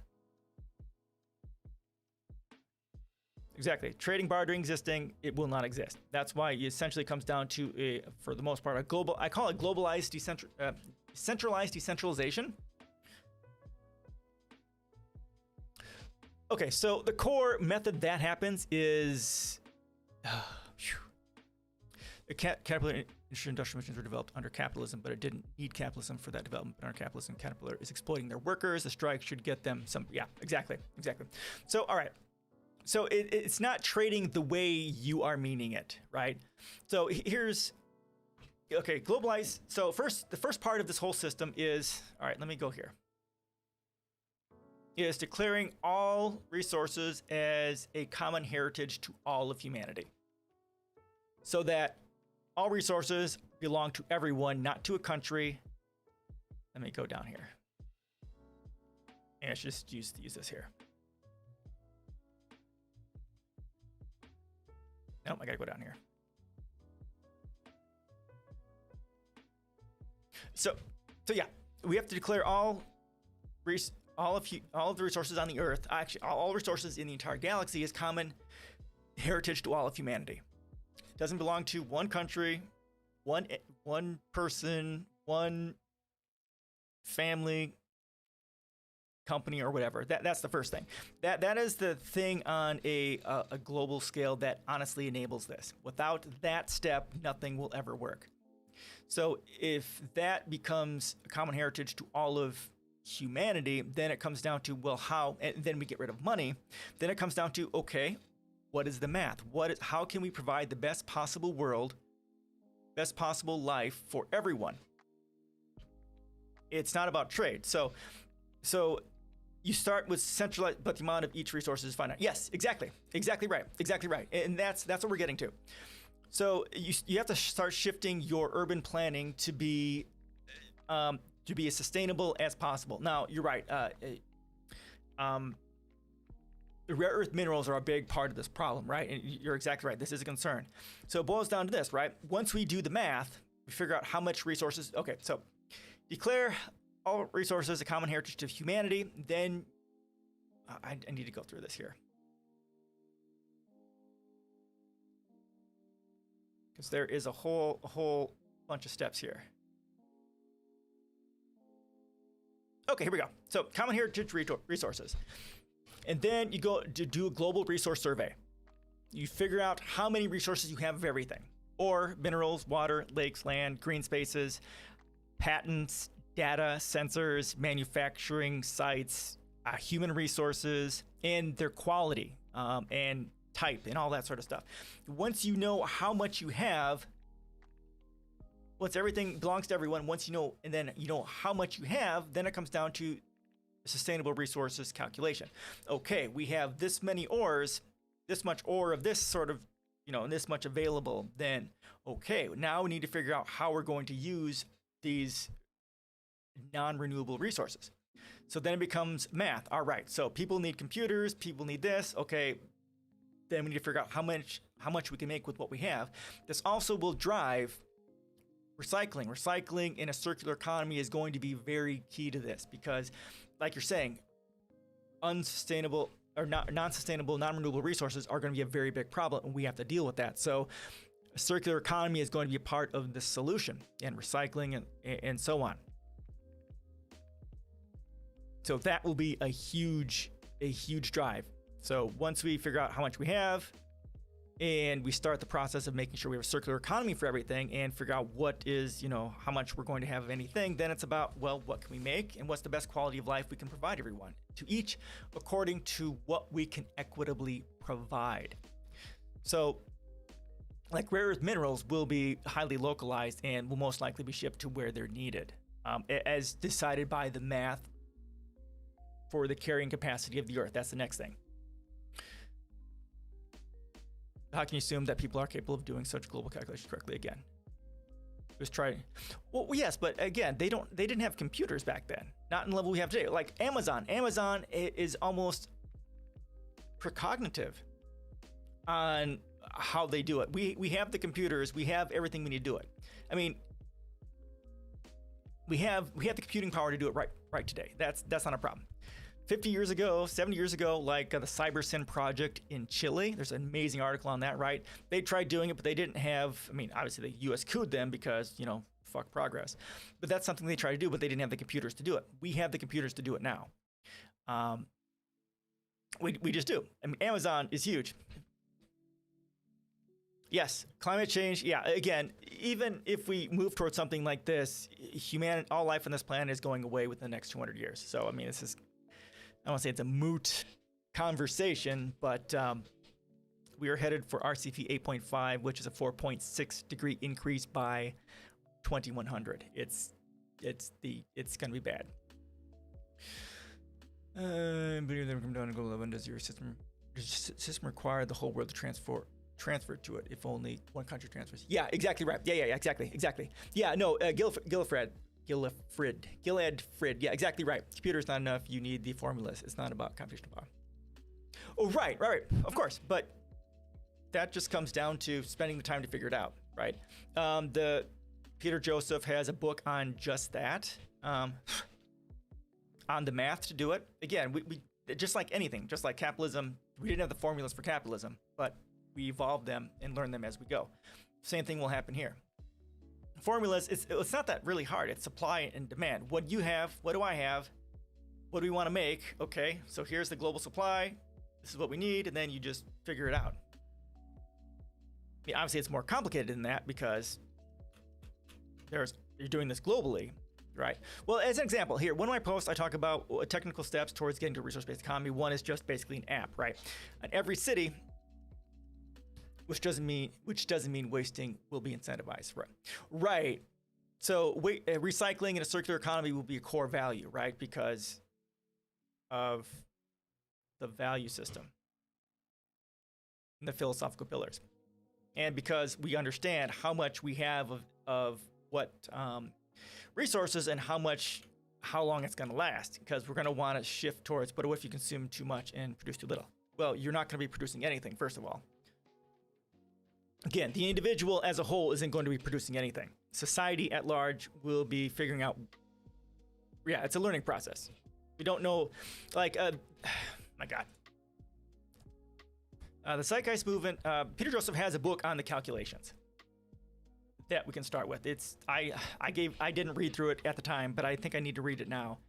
But it's just math. As long as you have computers, you can figure out the math. That's not a big problem. Okay, so first, yeah, individuals aren't going to produce anything. Humanity as a whole, once we have claimed everything as common heritage to all of humanity, then it's about automating everything we can. It's going to be automating everything so that people do not have to do literally almost any manufacturing job. All of that should be 3D printed, automated, AI, all that stuff, so that people don't have to do shitty jobs. So it's going to be values-based. It's also going to be kind of, you can live the life that you want within, within these limits, right? You're not going to have a McMansion because that's fucked in the brain. It's wasteful. It's a violation of equity, right? Read my post. My posts kind of go through it. Start with the Facebook, the capitalism, resource-based economy Q&A. I go through kind of the basics of kind of stuff you're talking about, right? First, the values, you won't be able to consume too much and you won't be producing anything.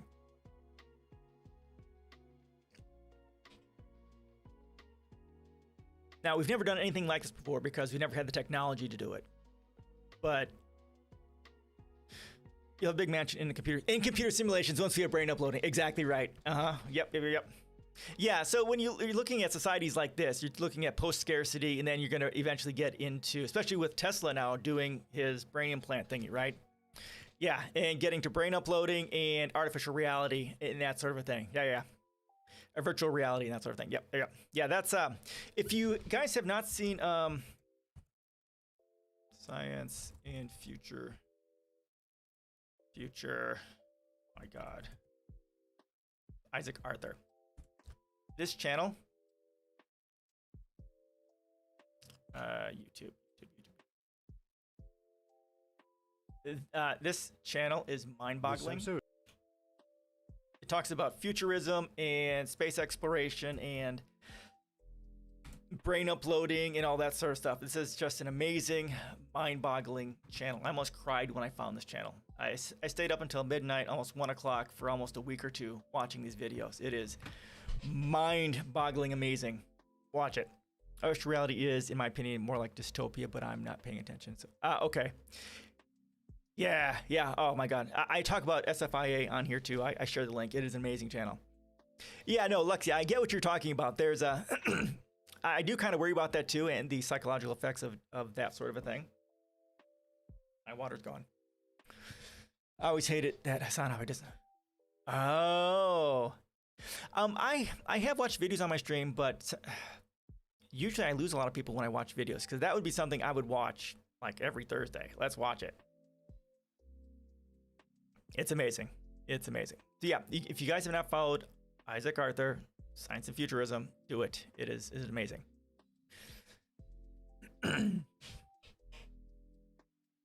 Like my policies. So my interstellar humanity policies, I do link to some of his videos talking about this.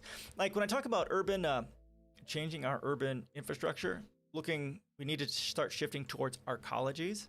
We don't necessarily have the complete technology to do that. Fusion is the one that's really going to allow that to break out. But yeah, so like here, there's science and futurism, a lot of things here, right? But we can do shift to arcologies as much as we can, start building space elevators, power satellites, kind of related, but can you expand a little on Israel? You talked a little about it before, but I don't know much.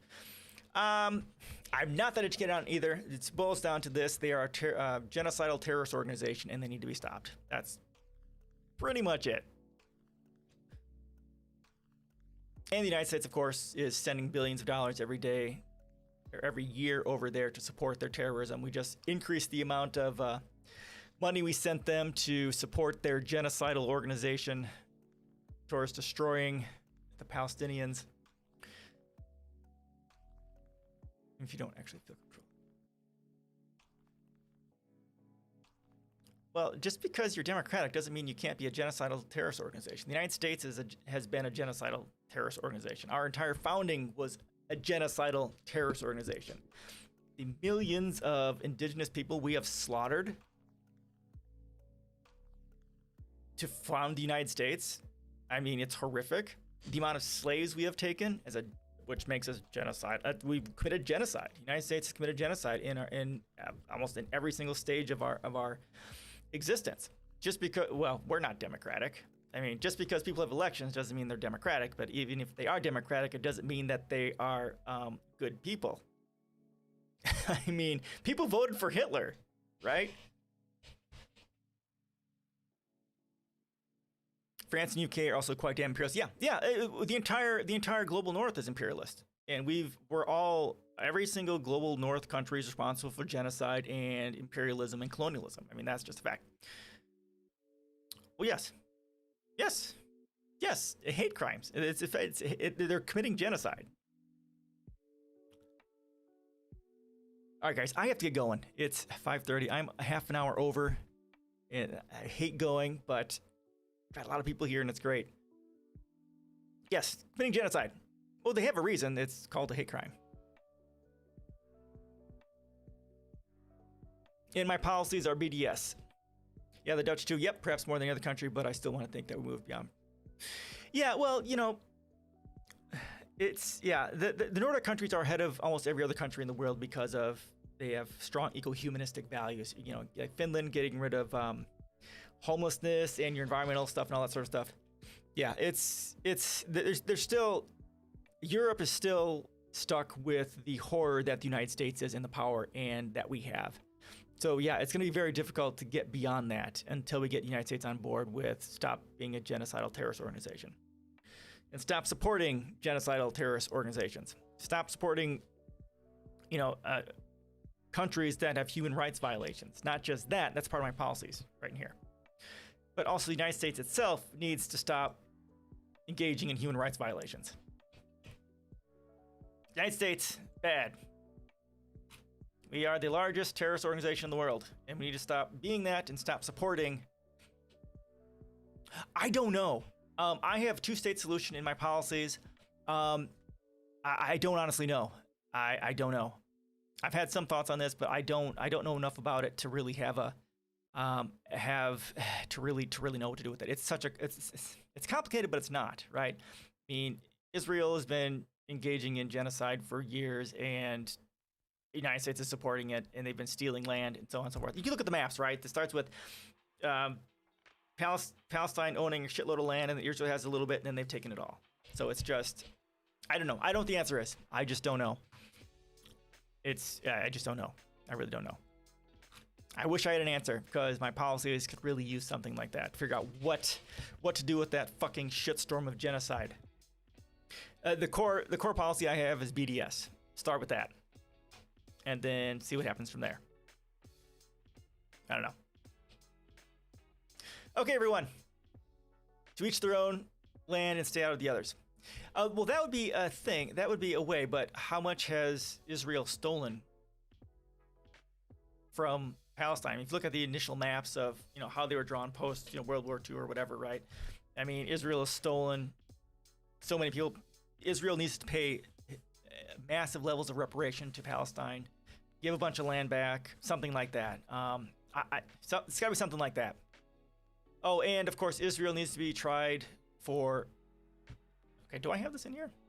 It needs to be tried at The Hague for crimes against humanity. Yeah, here we go. Israel, declares a terrorist organization and tried for crimes against humanity, condemning Israel, IPAC, foreign lobbyists, pay reparations, give all the land back. Yeah, that's what I say here. How about just no borders? Yep, you can't do that until we have no money. It's kind of stupid. People drew a line ages ago. Now it determines. What actually? Yeah, hell yeah. That is all done because of money. Can you link your page? Yeah. So here's my policies. If you go onto Twitch in my About page, it's there as well. Links to all my stuff. If you want to support me on Patreon, that's down there too. I've got Discord, my policies, blog, Facebook, Twitter, all that stuff is down there. Yeah, and I'm against borders. Tuesday, yes. So Tuesdays at 5 p.m. Central, Thursdays at 5 p.m. Central, Saturdays at 3 p.m. U.S. Central. Thank you, Girly Bear, for trying to get me on track. I appreciate that. Yes, borders are a byproduct of monetary systems, which creates competition and therefore tribalism. So this is tribalism, individually, company, nation states. We can't get rid of borders until we get rid of monetary systems. That for sure would be very weird and complicated in general. Yes. All right, guys. Girly Bear is doing her part. All right, everyone. Thank you so much. We've had an amazing bunch of people here, and Saturdays are a little more busy, which is awesome. Thank you guys so much for stopping by. And if you want to follow me, if you like the content here and what we're talking about, please give me a follow. I appreciate that. You can also, the videos are also on YouTube as well. I stream simultaneously there as well. And I stream on Tuesdays at 5 U.S. Central, Thursdays at 5, Saturdays at 3 p.m. U.S. Central.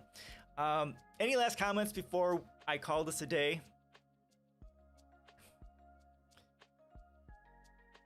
Anything random, anything at all. Random comment time. And again, thank you all for gifting me with your time. I really appreciate it. Great conversation. Great questions. Gilad, Frid, too. Great questions, too. I really appreciate that. And I really appreciate your willingness to at least listen to what I have to say. I do, too. I do, too. I will say hi. Thank you so much, Curly Bear. I'm glad you enjoyed it, Buried Fresh. Thank you so much. I'm glad to have you here. Being gay is kind of gay. That is a fact. That is a fact. I'm playing Baldur's Gate, which is just had a patch come out, and my video card cannot handle it. It is okay. Yes, we are LGBTQP whatever friendly here. And actually, gay marriage is what got me into politics over 15 years ago. Sour Tangle Banangle. Let's go, Brandon. Okay, who the hell's Brandon? I've seen the name, but I don't know who the hell's Brandon. Oh, please be good.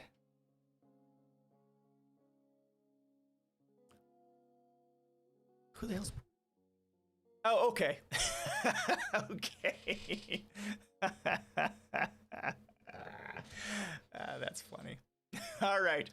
All right, everyone. Thank you so much. Have a great weekend. Have a great weekend. We'll see you guys next week, Tuesday, Thursday, Saturday. Peace out.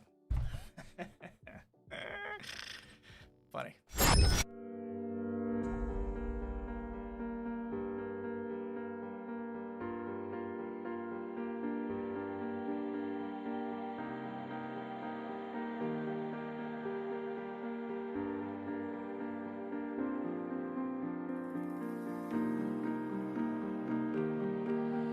Just me and you, let's make up all the rules.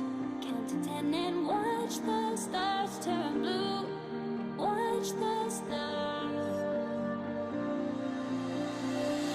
We're all dreamers in our own way,